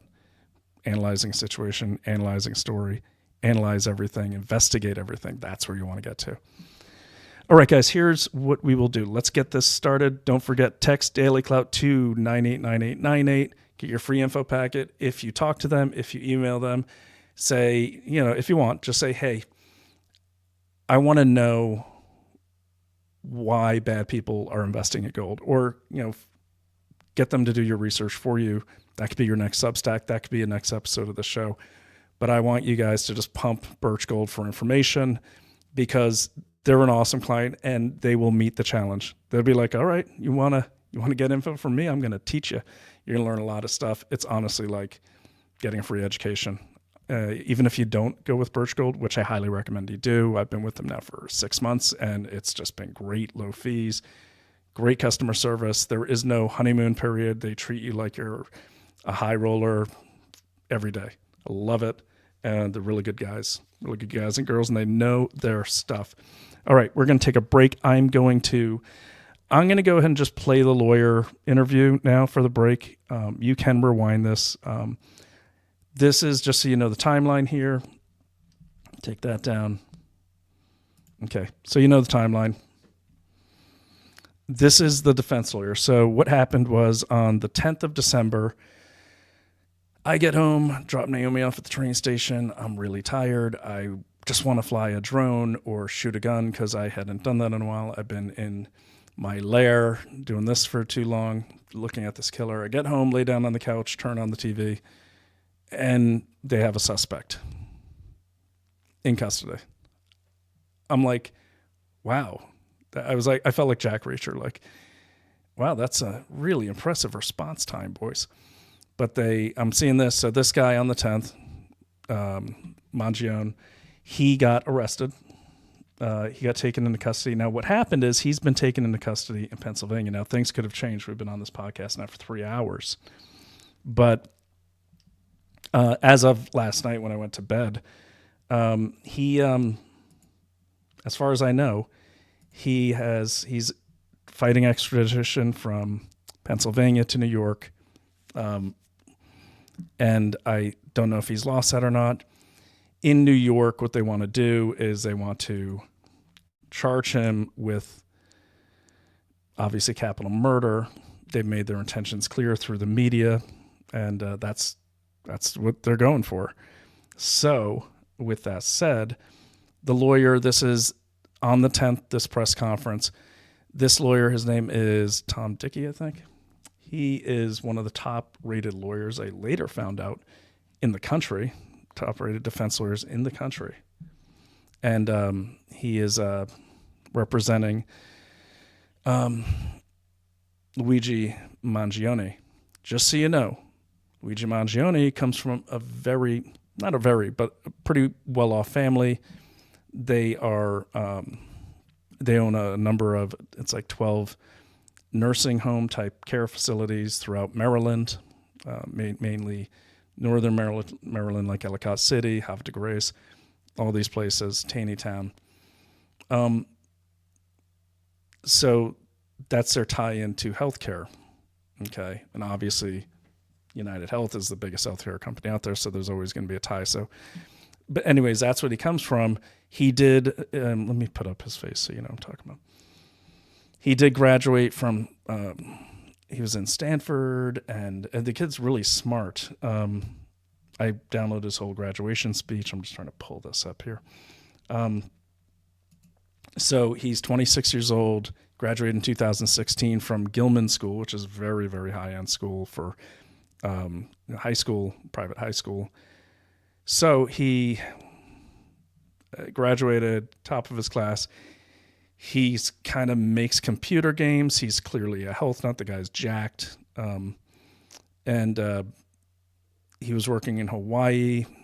I'm not sure what he's doing there for some auto company, probably doing their website or their computer, no, probably their computer assisted design, CAD. So he got arrested. Then he got this defense attorney. Defense attorney won't say how he got hired. And then on his way, as Mangione is being, hauled into the county lockup, he yells at the kind of, I don't think he lost his mind. They're trying to make it look that way. The guy's pissed and he's scared and he's been arrested, and whether he's guilty or not, no one's going to be a model prisoner in that situation. He's, adrenaline's pumping. If he didn't do it, obviously he's terrified. If he did do it, he's probably still terrified. But they're trying to paint this like he had some violent outbursts. I didn't think whatever message he's trying to convey, he was trying to convey, and I think he saw that as last chance. So anyways, he yells a thing. He says, "This is an insult to the American people. This is an insult to their intelligence." I don't know what he said right before that. It's a little muffled. Okay, so he gets hauled in. Then the press conference happens, and the lawyer's talking about the whole process. He's a very good lawyer. He's also very old school too. I like it because some reporter interrupts, you'll see about halfway through. And he's like, "Oh, no, hold on, ladies first." And you could hear the reporters kind of giggle and laugh like they weren't used to that type of old gentlemanly manners. I thought it was cool. Anyways, let me get this file up. So let me put on the press conference. But what really struck me in this press conference is, and I don't know the procedure, but it almost sounds like this lawyer is forced to fight for things that are rights anyways. This happens all the time. I'll put it this way. If the prosecution can get away with it, they will. Like if they can get away with fudging over someone's rights, they will. Defense lawyers have a real problem. Good defense lawyers have a real problem with that because their whole job is to give the best possible defense. They can lose their license if they don't give the best possible defense. And prosecutors sometimes use that. Okay, so just keep that in mind. And like he says in this video, keep an open mind. Okay, keep an open mind. That's the most important thing, because just like we've said through this whole show, you're not solving anything if you've got preconceived notions as to what happened. So let me get this up. What I will probably do is run this, come back, make some more comments, and I'm gonna end it, and then I'll probably be back 3:00 already, so I'll probably be back a little later. I do probably need to eat something, but all right, let me put this up. And I had this ready, guys, by the way, and for some reason it did not download properly with that stupid Bill Gates software. So let me see here. Let me get it up here. Get up the video. All right. I guess I'll answer your comments before I hop off. And I'm not really hopping off. I'm just going to let this run. They're going to kill me because I'm going to kill the memory, but that's all right. Or I might just pause it and relaunch a new stream just so I don't monopolize the platform. We've got 6 other shows on Daily Cloud, or 9 other shows, so you guys should check it out. Okay. Let me see this again. All right. Let's get everything. There we go. Oh, there it is. Okay, hopefully this downloads properly this time. Okay, I'm just going to get this downloading and get your lawyer up. Good. Aha. Okay. So I'll have to do that later because it's having a problem with my videos. And that's okay. All right, let me get the lawyer up there for you, and I'm going to take a break, and we'll just start with that. Here we go. So this is from the 10th. This is Tom Dickey, the lawyer for Luigi Mangione.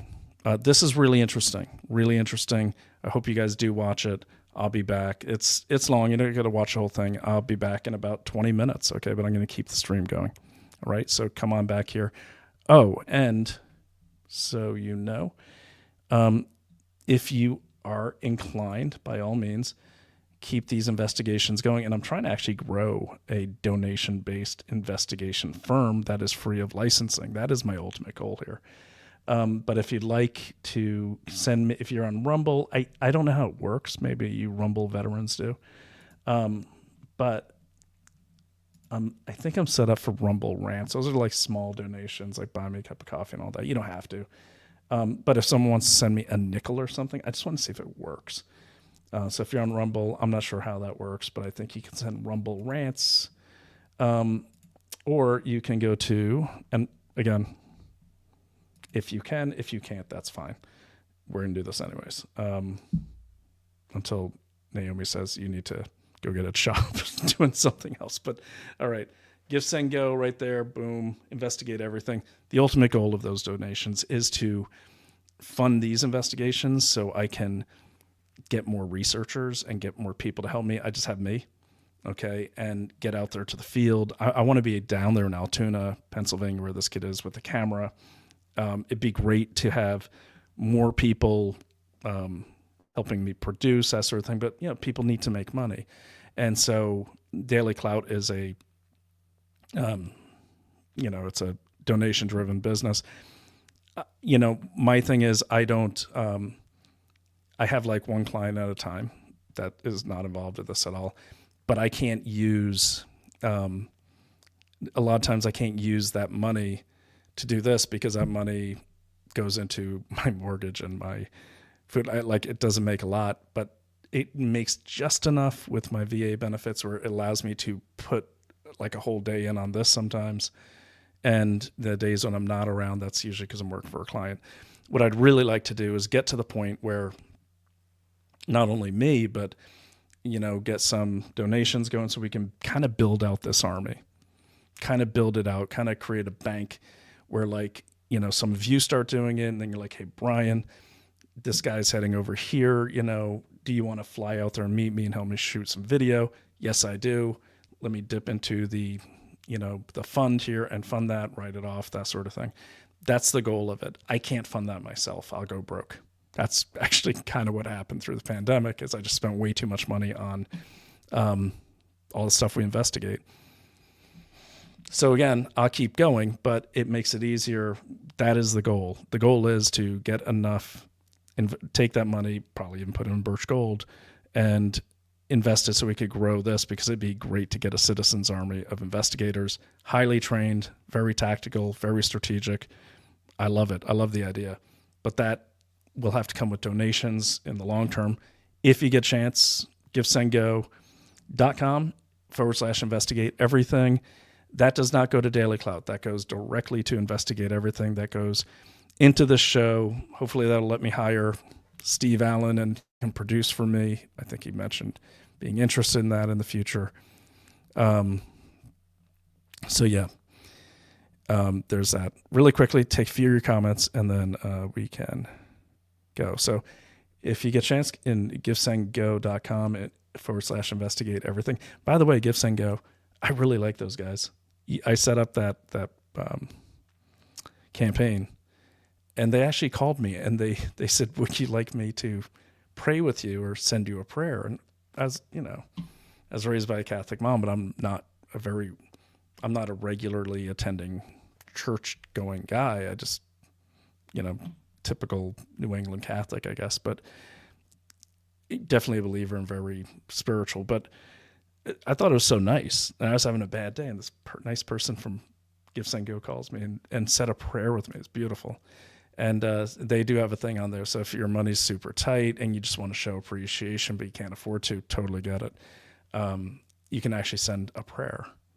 I think that's pretty cool. That's as good as currency a lot of times. So anyways, check that out. And, I appreciate your support in advance. I appreciate you being here too. That's good support too. Okay. So then Ernie says, just buy Pelosi stock funds. Ernie, there's a guy that actually tracks her stuff. If someone can find that and put it in the Rumble comments, that'd be great. And people are trading off her information, which is genius.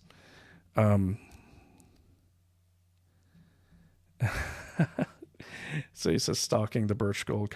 Yes, stalk them, pump them for information, get as much information as you can, because they're going to call you. And you can blame me. I want you to blame me. I actually want them to complain and say, hey, all of these citizen detectives that watch your show are now pumping us for information. I'll be like, good. They're good. We're for real, yo. So that's it. They're awesome. But let me see here. So that's funny. Would a rebel drinking unpasteurized milk? Ernie, it's funny because guess who's down the street from us? 20 minutes down the street. Abby Rockefeller. Yes, the granddaughter of J.D. Rockefeller. They own a dairy farm up here. And say what you want about the Rockefellers, but that unpasteurized fresh cow dairy stuff is awesome. She's been over the house a few times. And no, we're not deep state because we hang out with the Rockefellers. They just happen to be here. They have a huge farm called Churchtown Dairy. You guys should look it up. And they told us really interesting things. I'm not going to say too much about them, but really interesting things about the pasteurization process, why it's something you should investigate, and also how the emotions of cows can actually affect the milk. I didn't know this. We had one of her dairy farmers come to the house and give a presentation to a bunch of people that were volunteering for an event. I found it fascinating, and they're like 20 minutes down the road, so I get lots of delicious unpasteurized milk. I don't know how long they're going to keep letting me just take it, but without charging me for it. But learning how to investigate is so valuable. Thanks, Tara for America, and welcome aboard. I think you're a new name. It really is. It really is. And be careful, though, because if you have someone who has a kind of obsessive personality, like they get into things, they don't let them go, you can create a monster. I taught Naomi, she's kind of like that. Like I taught Naomi body language techniques, how to read body language. To this day now, and then she bought all these books and read about it. To this day now, every time I say something to her, she's like she doesn't agree with it. She's like, okay, why did the corners of your mouth go down? We get that. And I'm like, oh, for God. All right. So yeah, they will investigate everything if people really get hooked on this. And look, transparency is power. So of course it's addictive. And the only way to get transparency is to investigate. Here's the good news about this kind of almost apocalyptic world we live in. It's a target-rich environment. Like never in my life have I been able to turn on the news and say, that's 5 cases I can investigate for corruption.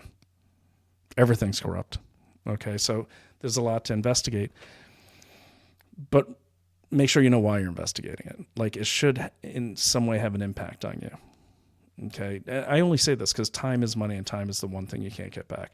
A lot of people are like, I mean, honestly, if I see one more giant Substack sent to my email that is called Bill Gates did this bad thing, I'm going to scream because I know I don't care. It's not actionable.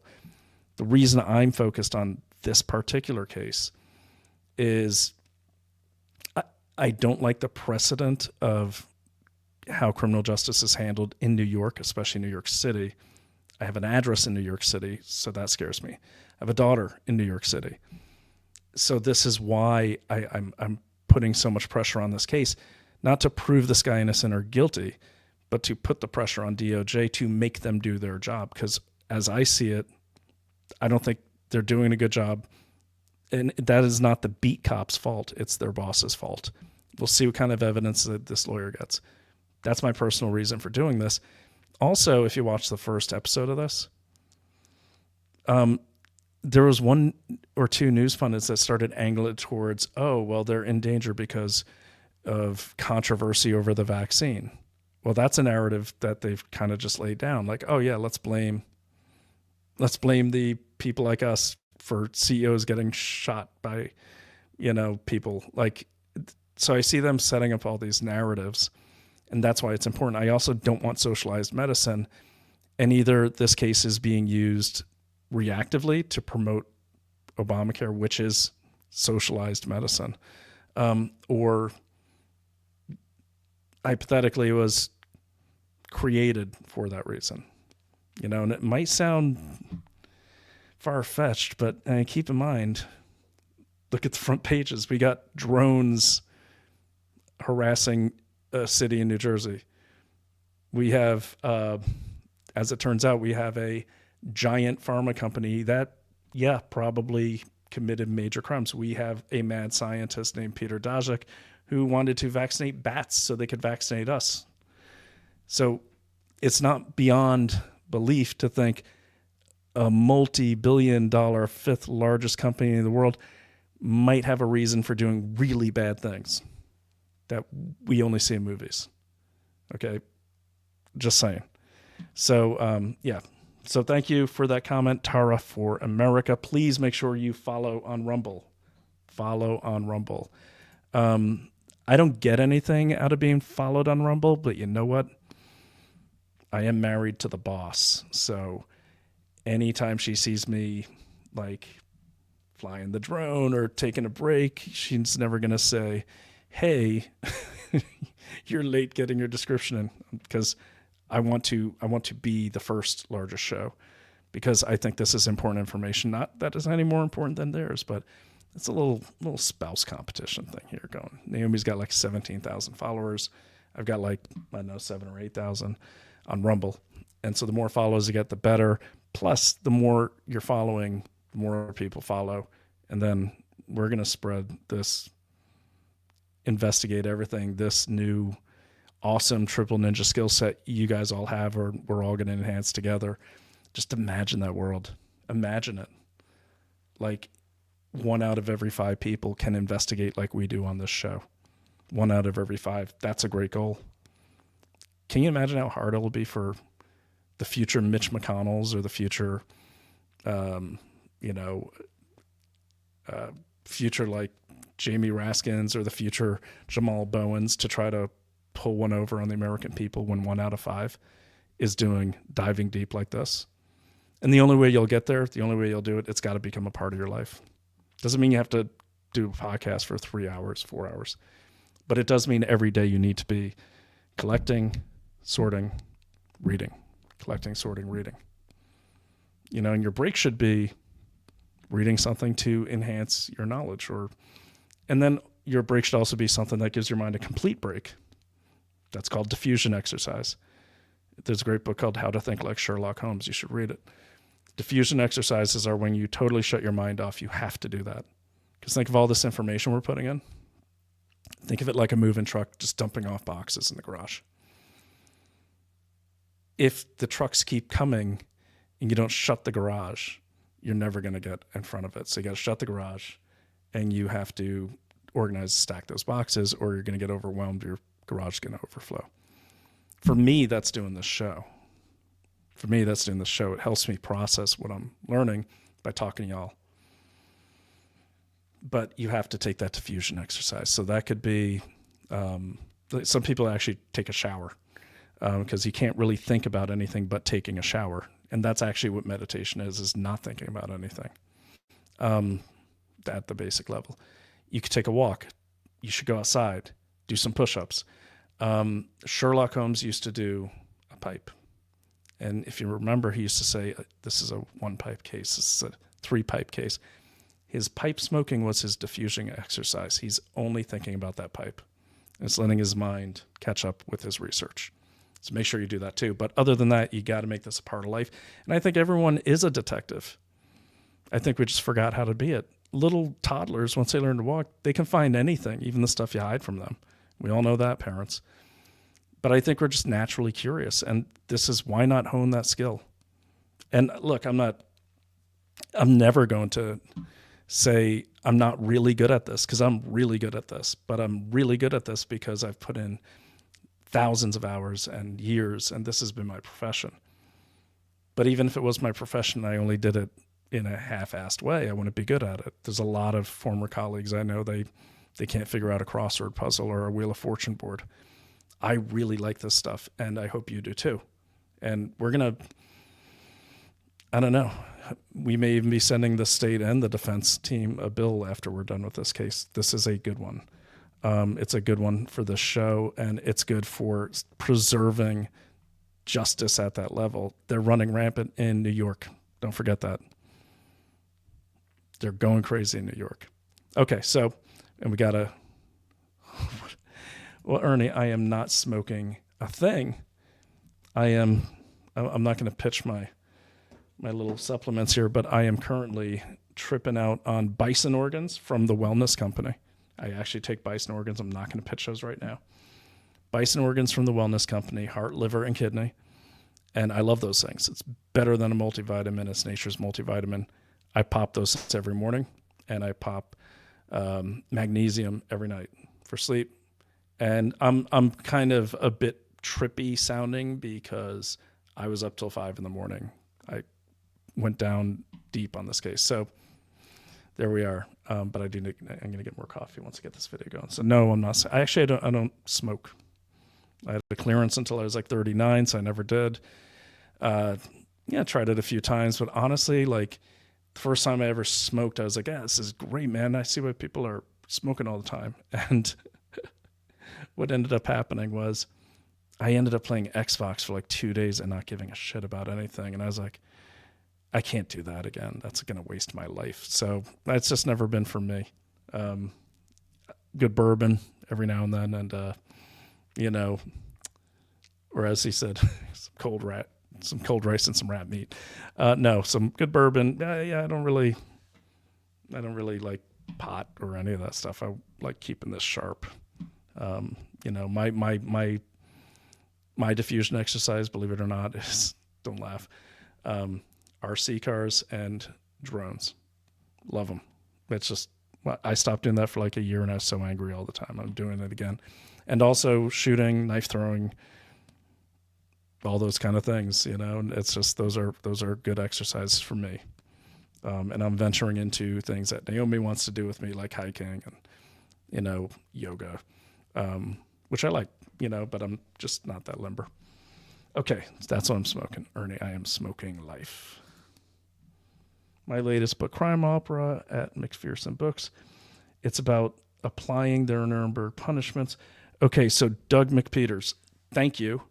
Please DM it to me. I can't, so I'm running multiple chats through my StreamYard. So I cannot click on that link. And, if you want to promote your book on this podcast, that's fine.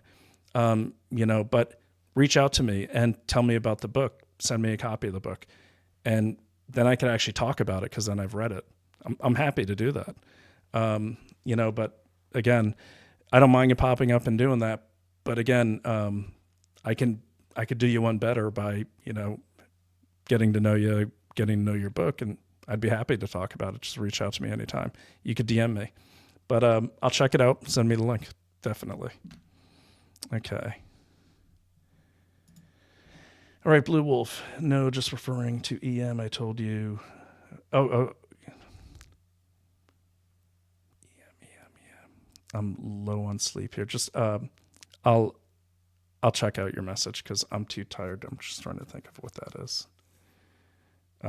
Yeah. Okay.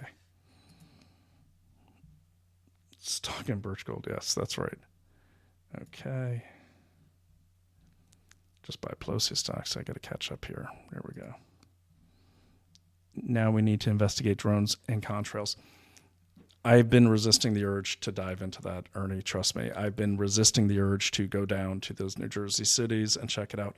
But you live very, very close to there, my good cousin. So if you would do us a solid, maybe, I don't know, you go out to Best Buy, get yourself you don't need a good camera. You don't need a good camera. You just need a tripod. Okay. And something with some good ISO where you could really raise it up. But it'd be great to get footage, and then we could put that one on the back burner, or we could start a parallel investigation and then really expand the investigation, everything suite of cases. So if you're interested, Cousin Ernie, we do need to investigate it. You're in this army. I know you're very close to there. You got to be. Can you get us footage? Can you look into it? You got my number. And let's see if that's a case as well. We could do more than one case at a time. Okay? Cousin Ernie. Let's hear it for Cousin Ernie. He's all over it. He's all over it. So I'm backing him in the corner. Everyone reach out to Ernest3218 on Rumble and just implore him to please start the investigation on the drones.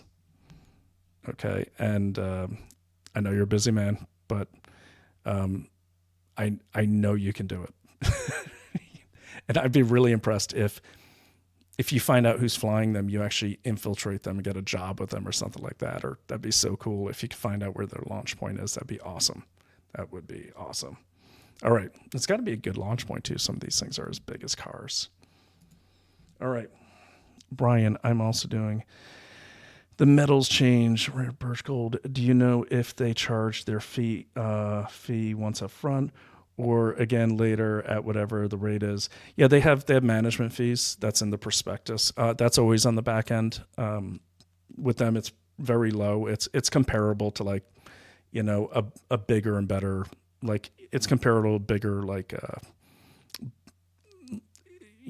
kind of bigger investment houses. Usually in the prospectus, you can check it out, but those things range from, they're like 2.5 and something like that. They're very low. And they can walk you through all that, but that's in their prospectus. And that's also in that packet they'll send you. So check it out and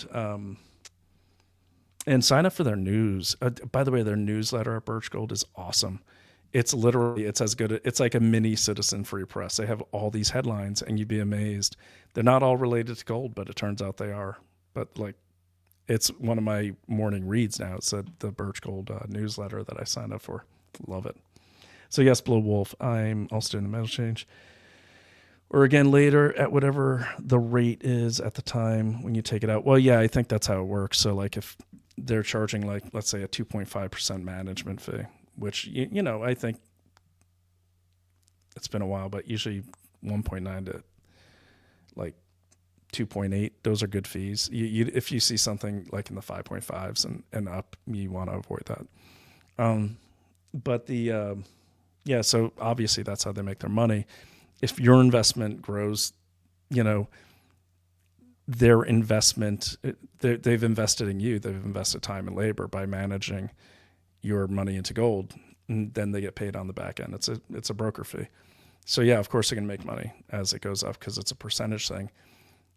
But it's really negligible to you because you wouldn't be going up without them. So it's worth it. And everyone, even if you have like a discount broker like TD Ameritrade, which is now is it Ameritrade? Yeah, Ameritrade, which is now owned by Charles Schwab, you're going to pay a fee for every trade. So there's always fees. But theirs is at or below the market. It's definitely worth it. It's one of the first things I check. Definitely worth checking, but yeah, let us know how that goes. Just heard a mouse. Okay, so let me see. Find this guy in 3 days. Still can't find the J6 bomber. Yeah, Ernie, this is a really good point. This goes into some of the videos I'm playing. They never put this much focus on like any of the people that were murdered by illegal aliens, any of the people that were murdered, period, in New York.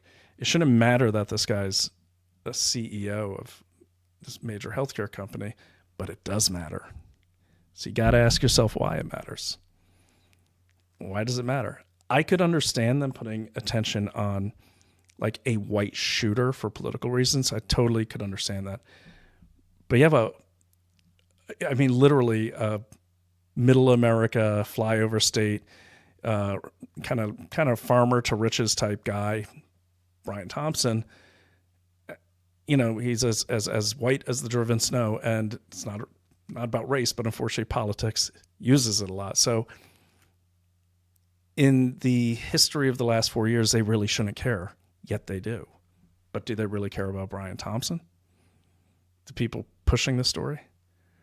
Or do they care about creating a situation where whether or not this kid did it or not is beside the point? That doesn't even matter in the grand scale, in the larger story here. Look at the narratives. The narratives are all pushing the need to lock these private health companies down. And if you study Obamacare and you see what happened there, Obamacare forced them to merge, forced them to become monopolies, because it's either you do or you die. Okay? But no one's going after Obamacare. A lot of that's ignorance, but a lot of that is by design. Because Obamacare and socialized medicine needs to consolidate these companies into some sort of legal monopoly so they can control it. Now you have, centralized governed healthcare. Now you got socialized medicine. And trust me, if you're ever been to a country and get a splinter, England, Canada, I don't know if England's technically socialized medicine, but it feels that way. Yeah, I cut my finger there and I got an infection. Oh my God. It took all day to get that even looked at. It was insane. The only reason they would even look at it is because Naomi was over at Oxford at the time, and they took care of it. Eventually, I just, walked around Oxford and found a guy that knew a little bit about dermatology. So I couldn't deal with it. I had to fill out this form, but it's terrible. And that's a light case. So anyways, but yeah, that's the narrative. That's what it's pushing. Healthcare companies bad. Healthcare companies evil. Oh, and no, I don't want to break this line right now. There's a group in the videos I'm showing you. Yep. Connected to a lot of things that have made our lives hell. I'll give you this little nugget, though. Guess who used to run United Healthcare back in the day and then ran Obamacare? A guy named Andy Slavitt. Okay, guy named Andy Slavitt. Okay, who's Andy Slavitt? This is important to the case, by the way. Eventually. Who is Andy Slavitt? Well, Andy Slavitt used to run the same company that provided the data to United Healthcare for claims. Okay, for claims. And I'm just pulling up that tweet right now. Let me actually include you guys so you're not just staring at my face. All right. Yeah, this really caught me. I shouldn't have... You can scoop me on this, I guess, but, I'm not really concerned about that. I guess I'm giving you this for context for those who are investigating. Okay. Get rid of my messages here. Okay. Sharing the tab with you. Check this out. Okay. So, me and my normal Velociraptor Twitter tough guy way went after this guy.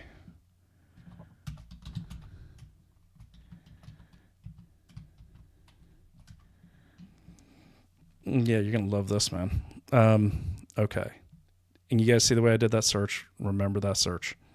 Okay, so you can find all these things. All right. Let's go. Yeah, there we go. All right. Let me just give you this one. Nothing is isolated. Okay. So this is my tweet from February 7th, 2022. So basically, this guy got investigated because he's running the company that provided the data to United Healthcare, which Andy Slavitt was the CEO of at the time. How about that? Then he became the guy in charge of Obamacare. And then under Biden, he became the COVID czar. And then he left all that and started his own healthcare company that only specialized in Texas with minorities. I'm not kidding you. So I say here, CDC Pfizer will come back. Okay, that's a silly tweet. This read is going, yeah, don't worry about that one. And a lot more. I'll pull these all up for you guys. But yeah, basically this is huge, So this guy was it's just interesting that this guy happened to run United Healthcare.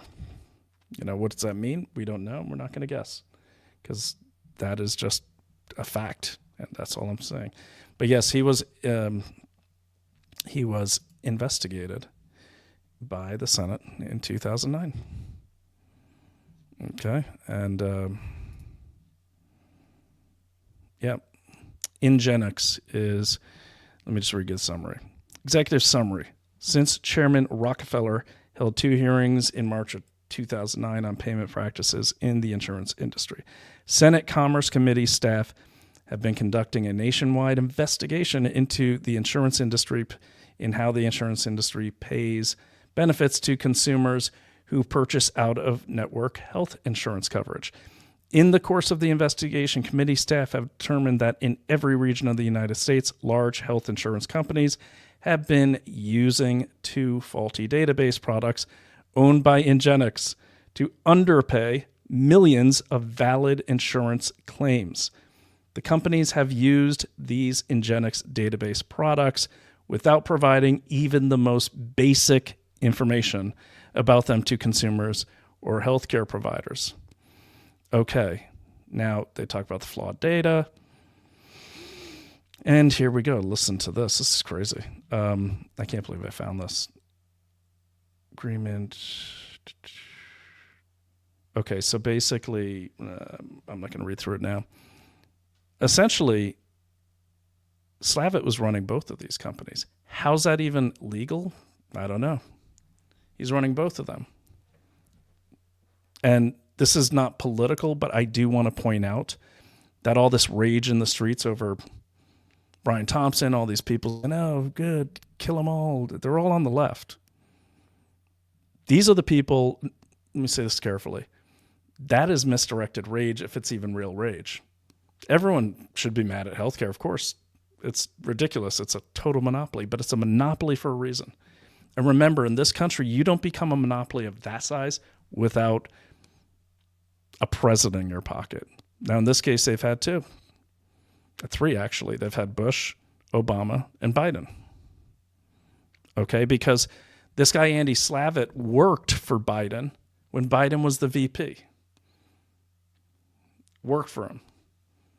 After he left United Healthcare and the faulty data company that gave the information to United Healthcare, thus allowing United Healthcare to underpay hundreds of millions of Americans.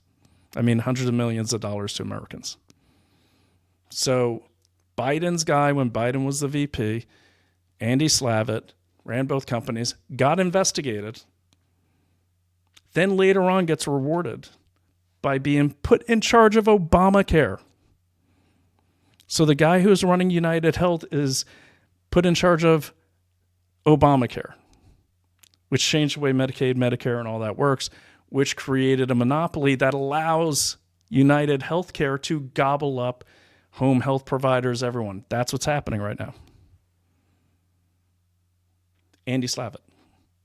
And then, if that's not bad enough, this COVID hits.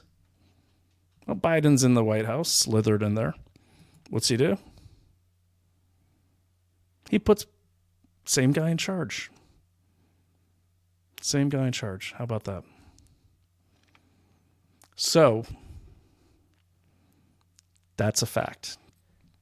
Not telling you what that means, but you know the facts. I just did a timeline for you. Now that's in your head. Keep it in the back of your head. If someone wants to dive deep on Andy Slavitt, you want my help with that, I'm happy to help you. Just reach out to me. DM me. We'll make this one guy I don't like. Okay, I don't like. And the worst thing about this guy is he's trying to be just a normal guy. No, I'm just this ex guy. Now I got this podcast. I wear my tight black t-shirts. What? Okay, he may be off Twitter by now, but we'll see. Nope, he's still there. Yeah, so this is the guy. Okay, look at his profile page. Oh, sorry. Look at this. This guy. In the bubble. I got my hoodie on. I'm just a normal guy, man. Okay. You see the way this works? You see the way this works? Okay, this guy's a major player in the demise of the U.S. healthcare system. This guy's a major player. Okay? And now he's still a propagandist. He wrote a book called Preventable. Okay? I want one of you guys to dive deep on this guy. And please reach out to me if you do, and I can help you manage it so it's presented in the most effective way. These are the people to watch out for. These are the people that fly under the radar. And they're on both sides of the aisle. Don't be blinded by partisan politics. These are the people. Okay? And until you stop these people, you're never going to stop the boat. You know what the president is? The president is that, the little kid in the I don't know, the skipper's port there when you go on a cruise and they got this little fake like steering wheel and the kid thinks he's actually driving the boat. That's what the president is. But these are the people in the engine room. These are the people really steering the boat.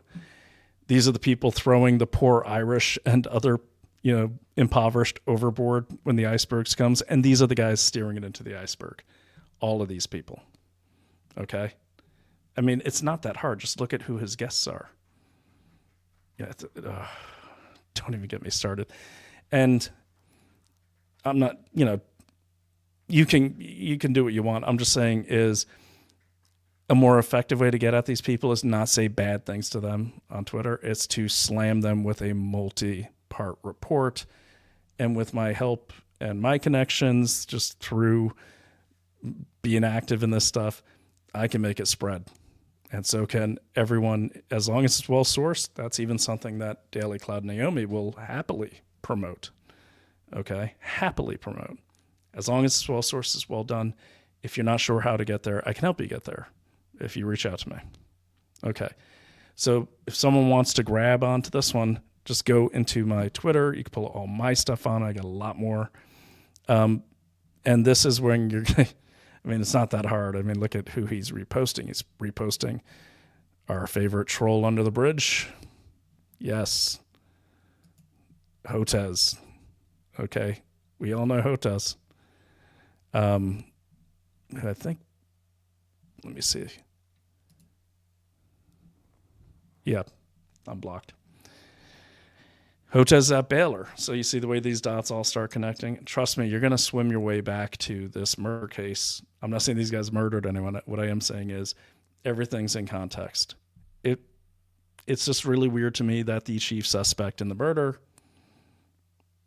this 26-year-old, no history of violence, never shot a gun before, never did tactical operations before except on video games, is the chief suspect. They're not looking for any other suspects.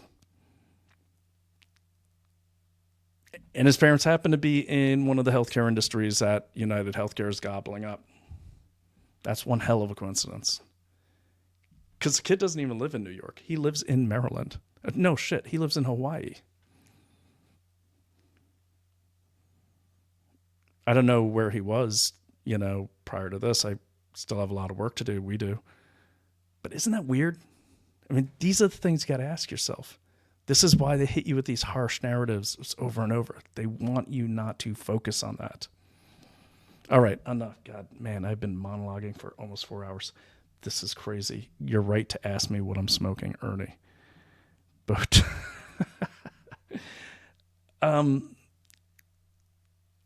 I don't like people with bow ties just because I can't tie one. But he's a bow tie POS. I totally agree with you. This guy's disgusting. One of my best days was when Joe Rogan said to him, he's like, you got to work out, man. If you're telling people about health, and Hotez is on a show and he goes, oh yeah, I jog. And Joe Rogan goes, you jog? Like he couldn't believe it. Okay. Yes. Yeah. Okay. I got to take care of my dog. He's absolutely right. I did feed the dog though. Actually, and I feed the dog meat. Like literally, I buy a quarter of a cow from this rancher down the street. They don't have the best cows, but I call them, I just say, give me the worst cuts. And then I put that in my floor freezer. So this dog eats, it's a mix of berries, dark berries, some spinach, like this little vitamin pack where I add stuff to it. It's all natural. Some rice, some brown rice, and beef or chicken. So a lot of turkey too. And then I kind of grind it up, but not all the way. And then there's that. But what's really fun is I like to take Loki, right, and put him outside when I hear like a hawk or an eagle, and then he runs his ass off to see if he could escape that bird. He almost didn't make it yesterday. I'm just joking. So I would never do that. All right. Great stuff. Thanks for your hard work. I need to get some food. Thanks, Barrett. And welcome aboard, by the way. Guys, let me get this up here. I've been saying that for like an hour. And please make sure you go and sign up follow me on Rumble. I'm actually going to end this stream after this video, but I am going to do another one today. I just need to eat something and, I don't know, feed the dog per my cousin Ernie. Ernie, I'd love you to call in today, later on. Okay, follow me if you would and spread the word. If anyone can help me if anyone's transcribing this or anything, want to send me the transcript, I think I can get that, but I got to write out those investigative steps for you. I mean, I have them in my head, but I'm happy to do that. And by the way, go to my X or my Substack. You can find my bio in there. Yes, I worked in the intelligence community. No, I'm not deep state. No, I'm not infiltrating the movement. I'm just trying to get ahead of all the questions I normally have to ask. Hell, I even had to answer these to Naomi when I met her. She thought I was an assassin. She hired me, but never mind that. And the running joke is like 3 years later, she's like, "Are you sure you weren't hired here to kill me?" I'm like, "Well, if I was hired here, then I'm fired because I was like 3 years ago." Anyways, make sure you know who I am if you don't already. But biggest reason too, I'm not some hobbyist. You know, like I have a training from multiple agencies, from Special Operations Command and from INSCOM and Intelligence and Security Command. So like this is, and you get the benefit of what you get from this is for free is you're getting stuff from just the end of the Cold War methodologies. You're getting I was a signals intelligence guy early on where I was actually learning code breaking. So that's fun. But I made a point of doing tactical, strategic every time I re-enlisted. So I'd go from like Defense Language Institute where I learned Arabic to 101st Airborne where I felt like I mowed lawns most of the time. And then I went to 5th Special Forces, which is Middle East and North Africa. From there, I went to Fort Gordon, which is kind of like NSA South. And then I went to 1st Special Forces, which is Southeast Asia. After that, I went into the intelligence community as a contractor working for SAIC, and I worked for 2 separate agencies, one for 2 years, one for 7. And then I got into competitive intelligence, which is like the private version of what the agencies do. And then I started my own firm. And I've done, along the way, in 2012 on, I've been doing executive protection for this and other very large companies. So you get the benefit of all of that. I've seen all of this. And ironically, Gary Oliver hired me because of my intelligence background, bringing that intelligence, actionable predictive intelligence to the executive protection industry. And that's why he liked doing it. There's actually the pandemic that shut us down. So we're trying to reconnect, but it didn't shut him down, but it really kind of slowed things for him. So he wasn't subcontracting out as much. And the higher end security firms, just so you know, they tend not to keep a ton of staff on. They keep as few as you can, because if you have access to tier 1 or different tier guys, like the more special operations community internationally, you always have a network to call people. Like I always have a network I can call people who are top notch to get things done. I got to pay them, but if I get a client that needs something done, I got the people to call. And when I need experts, I got the experts. Can I get them on the show? Don't know.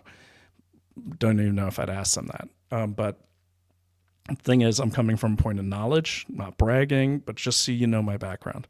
And you should verify all that as much as you can. but I will never tell you I know something I don't know or I don't have experience doing. All right, let's play this guy's thing. And in the course of doing all this, I lost the page, but that's fine. I'll get it back.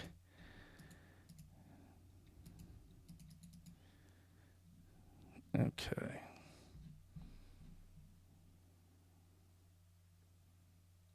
Oh, by the way, G Van Fleet is doing this really cool thing about China right now. She's doing this whole history of China. There's a great episode I had her on. She's great. Okay, remove that, and let me get this guy's press conference. And I'm going to let it run for now, but then it'll probably shut down after the videos. I might pop back on. I might not. I think I have to, though, because I don't want to burn all the memory. Let me just find that press conference now that I lost it. And then while that starts playing, I'm going to download the other one. And, yeah. You can download the other one so you can watch that too. That was ready to go, and I don't know why it didn't download the right way. Okay, here we go.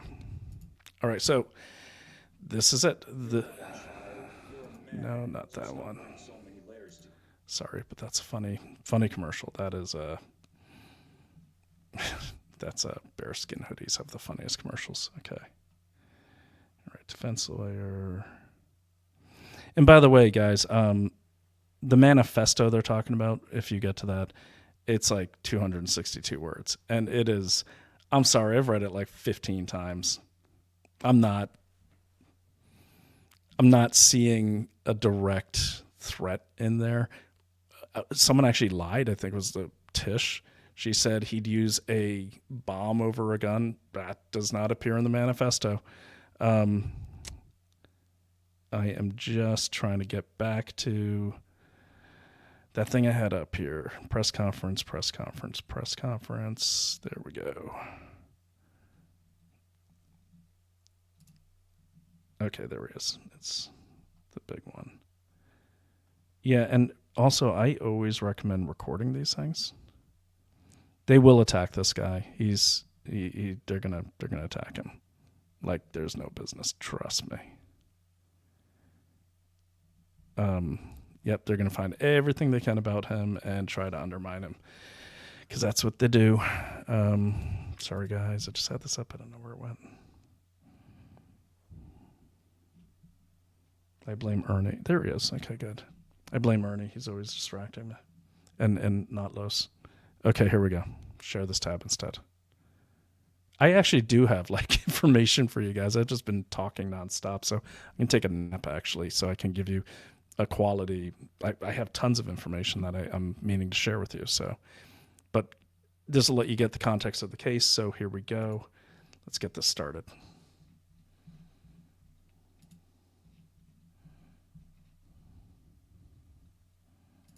Okay. All right. Did you meet with the defendant earlier? Yes, I did, and I'm pleased with our relationship.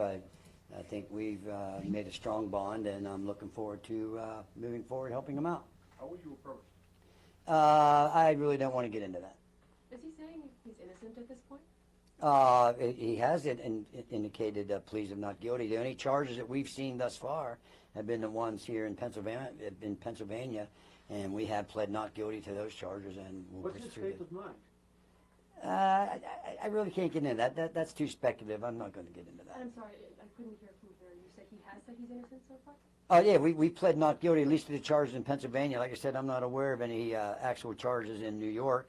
If you were in the hearing earlier, there was a proceeding where they introduced some documents, which, as I complained about, didn't have enough information for me. So we're looking forward to getting that additional information. When did that plea happen? It's not something that I was aware of. Okay, well, hopefully, again, I was not at the arraignment yesterday. I hope he pled not guilty. I assume that's what happened. But today, when I entered my appearance, and for the record, he's pleading not guilty to those offenses. So he is, I was at the hearing, he did not say that he was not guilty or make that plea. So right now, though, you're telling us that he is pleading not guilty. That is correct. So he doesn't say you were under the impression, or you're trying to defend the client on the fact that he is not the shooter?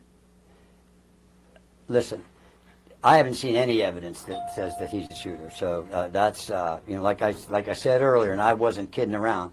A couple of things: if you're going to report something, report it accurately, and remember. And this is not just a small thing. The fundamental concept of American justice is the presumption of innocence, and until you're proven guilty beyond a reasonable doubt. And I've seen zero evidence at this point, and so I'm not even aware of what any charges. I'm sorry, that's just regarding the extradition request from. Well, the only hearing today was the extradition, so we're going to take one step at a time. It's a long process. Can be a long process. The photos the police released, the NYPD release of him. I'm sorry? The photos the NYPD release of your client. I don't have any control over what the NYPD does, and if they release something, I hope I can get my hands on them. And if you guys get them, send them to me. I'd appreciate it. Clarify something. You pled for him not guilty in the state of Pennsylvania about the charges here. Can you just, when did that happen? Well, he has a hearing coming up. I believe it's the 20-something. I can't recall. A lot happened today. So until they haven't even had a prima facie case established yet, so they have to have a prima facie case established before they can the case can move on to the Court of Common Pleas. The burden is always on the government, thank God, and that's their burden, and they're going to have to produce some evidence, and we're anxious to see it. Understanding that you have said you have not seen charges coming out of New York yet, that if and when there are, and you have seen them, will you be pleading not guilty to those as well? That would be my expectation. That certainly would be my advice. Your client's demeanor the past 2 days with the arraignment and again today at the hearing. At some points he was, smiling, laughing. You even had to actually tell him to stop talking. What are his feelings right now? Well, he seems soft-spoken. Well, he's I said earlier, use your common sense. If you put yourself you or a loved one in that position, it's, natural, I think, to go through many emotional states. As far as him not talking, as long as I'm going to be the lawyer, I'm going to do all the talking.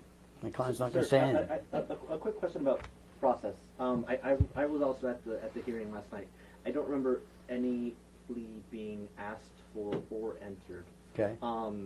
As long as he hasn't pled guilty, that's all I care about. So. In the Blair County case, just the not. The well, I'm telling you, as his lawyer, he didn't have any lawyer of record, and he didn't have any representation until I got involved this afternoon. And I'm telling you, he's pleading not guilty to each and every. When does that plea normally happen? At that first hearing? Like I said, normally that could happen at what happened last night at the. Informal arraignment, which is at the magisterial district judge. So is he telling you this is all some sort of awful mistake? I'm not going to talk about anything he's told me. How do you end up in Altoona? I'm not going to talk about that. Has he been able to contact his family since? Yeah, I'm not going to get into that either. Can you tell us when you were hired? I can say sometime prior to the hearing this afternoon. So you were hired and not appointed by the court? That is correct. If Governor Leachell provides this governor's extradition thing, does that change the timetable here? You still have the right to a habeas hearing, don't you? Yes, sir, we do. Like I said, and I'm not trying to be. It's 24. I'm not trying to be a smartass or anything. But when we've got to wait until we see things. When things happen, we'll react to that and proceed accordingly. Since cameras weren't allowed in the courtroom, and which is normal and fine. In Pennsylvania, that's the law. Would you be able to give us a summary of what it is that happened in the courtroom today? Yeah, today is basically what it was, and it happened fast. There was an extradition hearing scheduled. I found out about that about an hour or so before the hearing, and the initial thing is a person can waive extradition, and it was my opinion and my advice under the circumstances that he not. And I emphasize the not because apparently there's news reports already going out that he waived his extradition. He did not do that. And so that's why we wanted to make sure we're going to use the process and use the Constitution and the rights that are available to any one of us in this room and any American citizen or person charged with a crime. So we're going to move forward. You argue that he should not be eligible for, that he should be eligible for bail, excuse me. Yes, ma'am. Talk about some of those reasons. Yeah, so in Pennsylvania, the Constitution says that all crimes are generally a bailable offense. Bailable offense means you have to set some form of bail. The exception to that is if it's a capital case, which means the Commonwealth or the government is looking for the death penalty, and I'm proud to say I'm one of the few attorneys in Pennsylvania that's qualified to do death penalty cases. But those which this is not a capital case, knock on wood at least that I'm aware of it right now, or if a first degree murder, which carries in Pennsylvania life without parole. If the charge which you're faced with is life without parole, then you're not eligible for bail. Since the crime, at least what was set forth by the district attorney, was alleged to be a second degree murder, that's not life without parole. So I believe that bail should have been set. But you also talked about like a home monitoring system was a possibility. His lack of prior criminal history. I mean, you really feel that your client should be out in the public. You do not feel that he's a threat to the community. Yeah, now you got to understand, when you set bail, the judge could set $1 million bail. It could be $5 million bail, but damn it, you get bail. That's what you do. And like I said, anytime you look at the criminal justice system, pretend you're that one in that spotlight. You're going to want to be out. And, so yeah, I think he was entitled to bail, and the judge makes it 100 million or 10 billion or 100,000, he's entitled to bail. But to simply say no bail, in all due respect to the judge, I believe bail should have been set. During the hearing yesterday, he implied that some of the cash that was found on him was planted, or he didn't know what it was to do with. Can you speak to that, please? I can't because I wasn't at that proceeding. Is your client being held in solitary confinement? I can't comment on that. I do not know. What is the procedure in the next couple of days? What are you going to do? What is going to happen? I'm not going to get into a lot of detail. I do have some things planned, but I can't get into that because I don't think that's what attorneys do. So are there any other court proceedings in the next day or two? Not that I'm aware of. I hope that since I'm the attorney of record, that they let me know about it. Earlier today, you talked about the masks possibly as being related to coronavirus. Could you elaborate on that? Well, I don't know where you all are from, but I still see people wearing masks. They say numerous masks. A lot of times when you buy masks, you got to buy them. They don't. I guess you can buy them individually, but every time I bought them, they come in boxes. So I don't know. All I can tell you is that's not a crime. It's not a crime. Did your client indicate to you that the reason for the mask was because of this thing? I would not ever indicate anything that he indicated to me. I can't get into that. Like, is he worried? Well, I'm not going to speculate on that, but like I said, use your common sense. If you were in a jail or confined in a state where supposedly there's rumors going around you're going to be charged with murder, use your common sense. Well, you talk to Tell us about your client. What's that? What can you tell us about your client? Probably not a whole lot. What were your first impressions of him whenever you met with him or spoke with him for the first time? I'm not like the airplane movie said, hey, give us your impression, and the guy says, I don't do impressions. So I wasn't looking for impressions. What I was trying to do was form a bond with my client. I want him to trust me, and I want him to be confident that I'm here for him. And I feel that I'm very pleased how that went. How How about about his his mental parents? and his physical health? Excuse me, ladies first. I'm sorry. How is both his mental and his physical health? Online, he appeared to frequently discuss a spine injury he may have had, and do you think that could have contributed to some sort of Yeah, mental breakdown? I'm an attorney. I'm not a physician. I would only be speculating. I'm not going to do that. What's the benefit of not waiving the extradition and going to New York and having a hearing? There's a lot of benefits to that. It would take too long for me to get into all that. It's we're testing the process. I haven't seen anything. I have not seen one scintilla, one speck, one drop of any evidence yet. So it's what I decided. I think that was in our best interest to do today. Can you clarify if he will plead not guilty to the murder charge? Well, from what I've seen up to this point, he hasn't been charged with that. Okay, he hasn't been charged with that. But if in fact he would be charged with that, I would anticipate. Again, I don't really want to speculate. But if in fact that would happen, I would anticipate a plea of not guilty. Are you able to represent him in New York for the homicide charge? If that would happen, that could be a possibility. Will you accept public donations from those seeking to fund his defense? I don't know. How long will you be fighting the extradition? As long as it takes to do it effectively and competently. So, just to confirm, you are also barred in New York? No, but you can get admitted because I've been doing this for 41 years. You can get admitted there. So, but like I said, I don't want to speculate about anything if that opportunity would present itself and that would come out, I certainly would consider it. Why did your client come tell Tina? I'm not going to get into that. Do you have any ties to her? Or was it Not school? going to comment on that. Could you comment on what type of ¿Ha tenido un accidente? Comuníquese con las oficinas legales de Brandon J. Broderick. money in the foreign currency laws? The what? What type of No, ma'am, I could not because, again, I wasn't there. I haven't seen anything yet. I don't like to go by what in all due respect to you folks, what I hear in the press. So now that I'm on board, I'm going to find out. Did you talk to him about it in New York? Again, I'm not going to get into what my client and I talk about. Have you spoken to his family? Not going to get into anything about that. Are you going to follow any motions of any sort anytime soon? I anticipate doing that. Did you object to him going up to SCI Huntington? Should he be here in the Blair County lockup? That's an administrative thing. That's at the bottom of my priority list right now, as long as he's safe and all that stuff, and I'll deal with that. Watch? Pardon me? He's on the suicide watch? I don't know that, and even if I did, I wouldn't comment on it. Taking a step back. Because they do that a lot of times in some institutions, just as a matter of procedure. Sir, can you just repeat, I'm sorry, folks are watching this all over the country and they're having questions.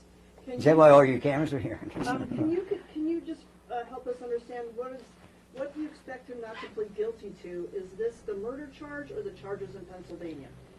If you charge a person, if the government charges a person with a crime, they have to prove that, okay? And they have to have some evidence, all right? So, we got it. Like I said, you can look on this table, and here's all the evidence I have right here, guys. Zoom in as close as you want to it.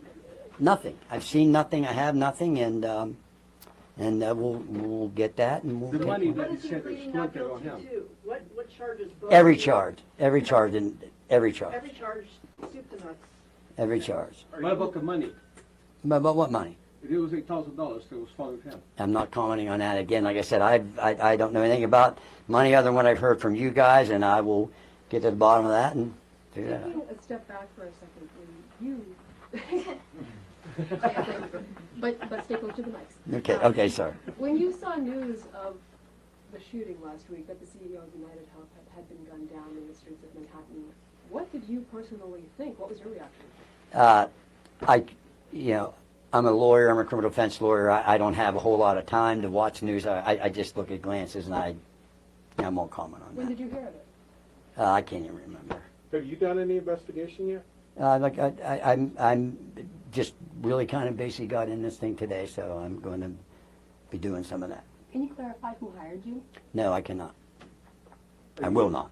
I can, but I will not. Are you aware of the statement the defendant made when he was being escorted to the courthouse today? Well, I've heard some different versions of that. So I need to see what that statement was and all that stuff. But hopefully there won't be any more of that. Your visits will be up there in Huntington? I do not know. Sometimes I can get the court to arrange for him, for not just him, for a client to be transported back to Blair County. We understand that there have been some threats made to local restaurants, local establishments, even the local police and their building. Have you in your office, your staff here, received any threats of that kind? No, I hope not, but no, I'm not aware of any. I heard that just, I don't even know where I heard that in the last half hour on my way back to my office, but I don't know. I think what I did, and maybe I think I saw some transcription of District Attorney Weeks' press conference. He mentioned something about people being threatened. I hope not. I mean, that's not what we should be doing as Americans. When do you expect to talk to your client next? Soon. Are you going to attempt to delay the December 23rd prelim? Is that enough time? That's a good question. I do not know that yet. That could be a possibility. Does he have a current physical injury of any kind to his back? I'm not going to comment on anything personally related to my client. What are we missing? What happened in court when you told him to keep quiet? He shut his mouth, which is good. That's what he needs to do. Right? For you to tell him to be quiet? I thought I heard his voice, so that when I heard that triggered me and shut up. So that's How long just, have you been practicing, sir? this is my 41st year. Where did you leave it with him? Are you going to talk to him tomorrow? I may, but definitely soon. Thank you. Thank you, sir. All right. Anything else? Thank you guys. Like I said, I appreciate your patience. Thomas M. Dickey. Yes, Thomas M. Dickey. That's Thomas M. Dickey. And then, so I appreciate everybody. Sorry the weather is what it is. And I appreciate you guys. All right. Thank you. Thank you, so good luck to you. You're very welcome. Thank you guys. Thank you. And remember, just don't forget that presumption of innocence, okay? That's a really important thing. And hopefully not, but someday you guys may all appreciate that. Innocent.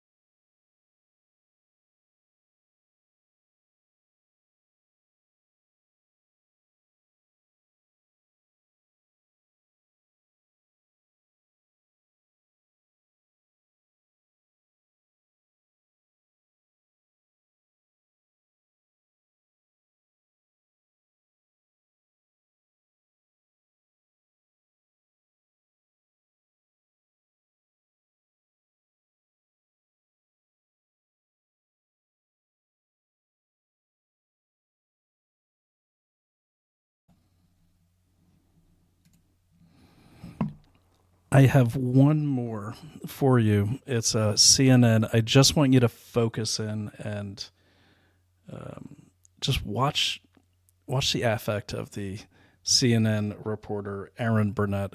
She looks like she hates this guy. It's really bizarre. So, anyways, and then I'm gonna shut it down after this. I'll be back around, let's say 7-8 o'clock. Okay, I will make an announcement. Probably 8 o'clock is more likely. But yeah, watch this video, and I'll start the next show with a few more, and I promise I won't ramble on this time, but it was good to get all that stuff processed. So don't forget to subscribe to my Substack, or reach out to me. Either way, there's my Substack on the bottom. And yeah, and like Blue Wolf has done, we're working on a couple things, and sorry. And just saw some water dripping, I thought. So so check that out, and check out this and watch the affect. And again, start your list, start your due diligence targets, people related to the case, and I'm looking forward to this. And I will set up I have a Skype number set up so we could do a call in if you guys want. I'm going to talk to Bill Elmore. He's a spaces guy, and see if we could set up a space and do like a theory session where after people do the research, start comparing theories based on the research. So, all right, good show, and I'll see you in a few hours. Okay. Keep on investigating everything. I love it.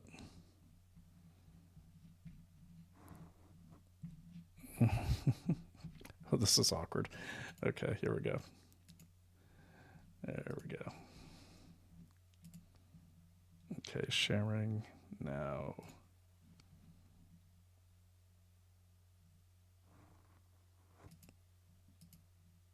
Yeah, this is it. This is, watch her face, man. This is crazy.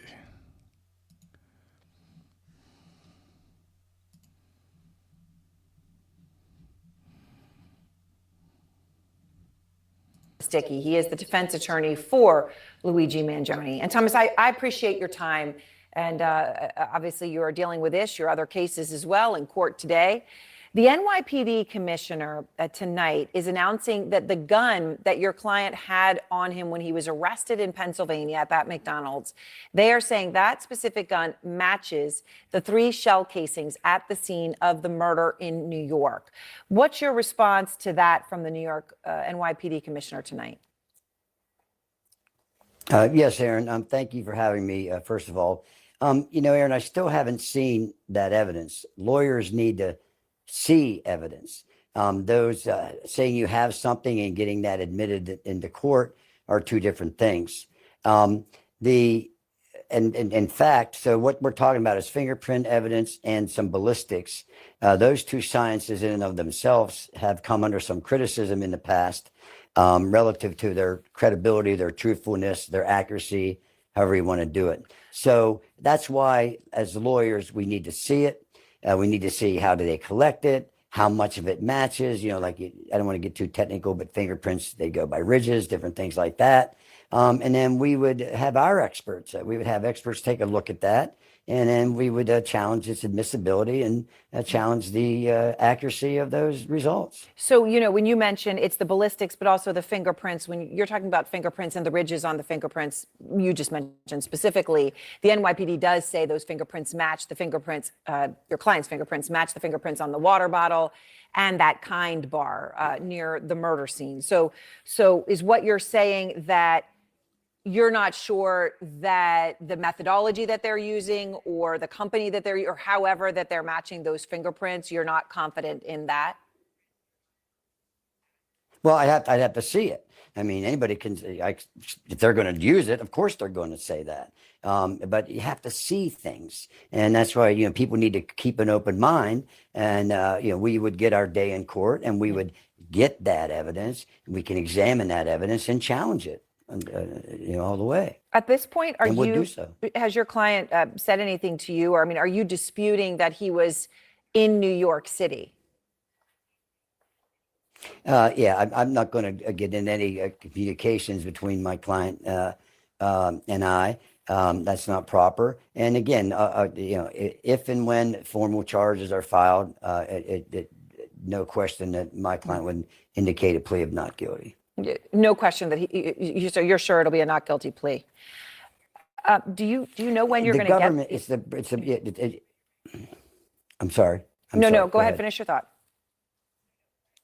Yeah, the burden of proof is always on the government.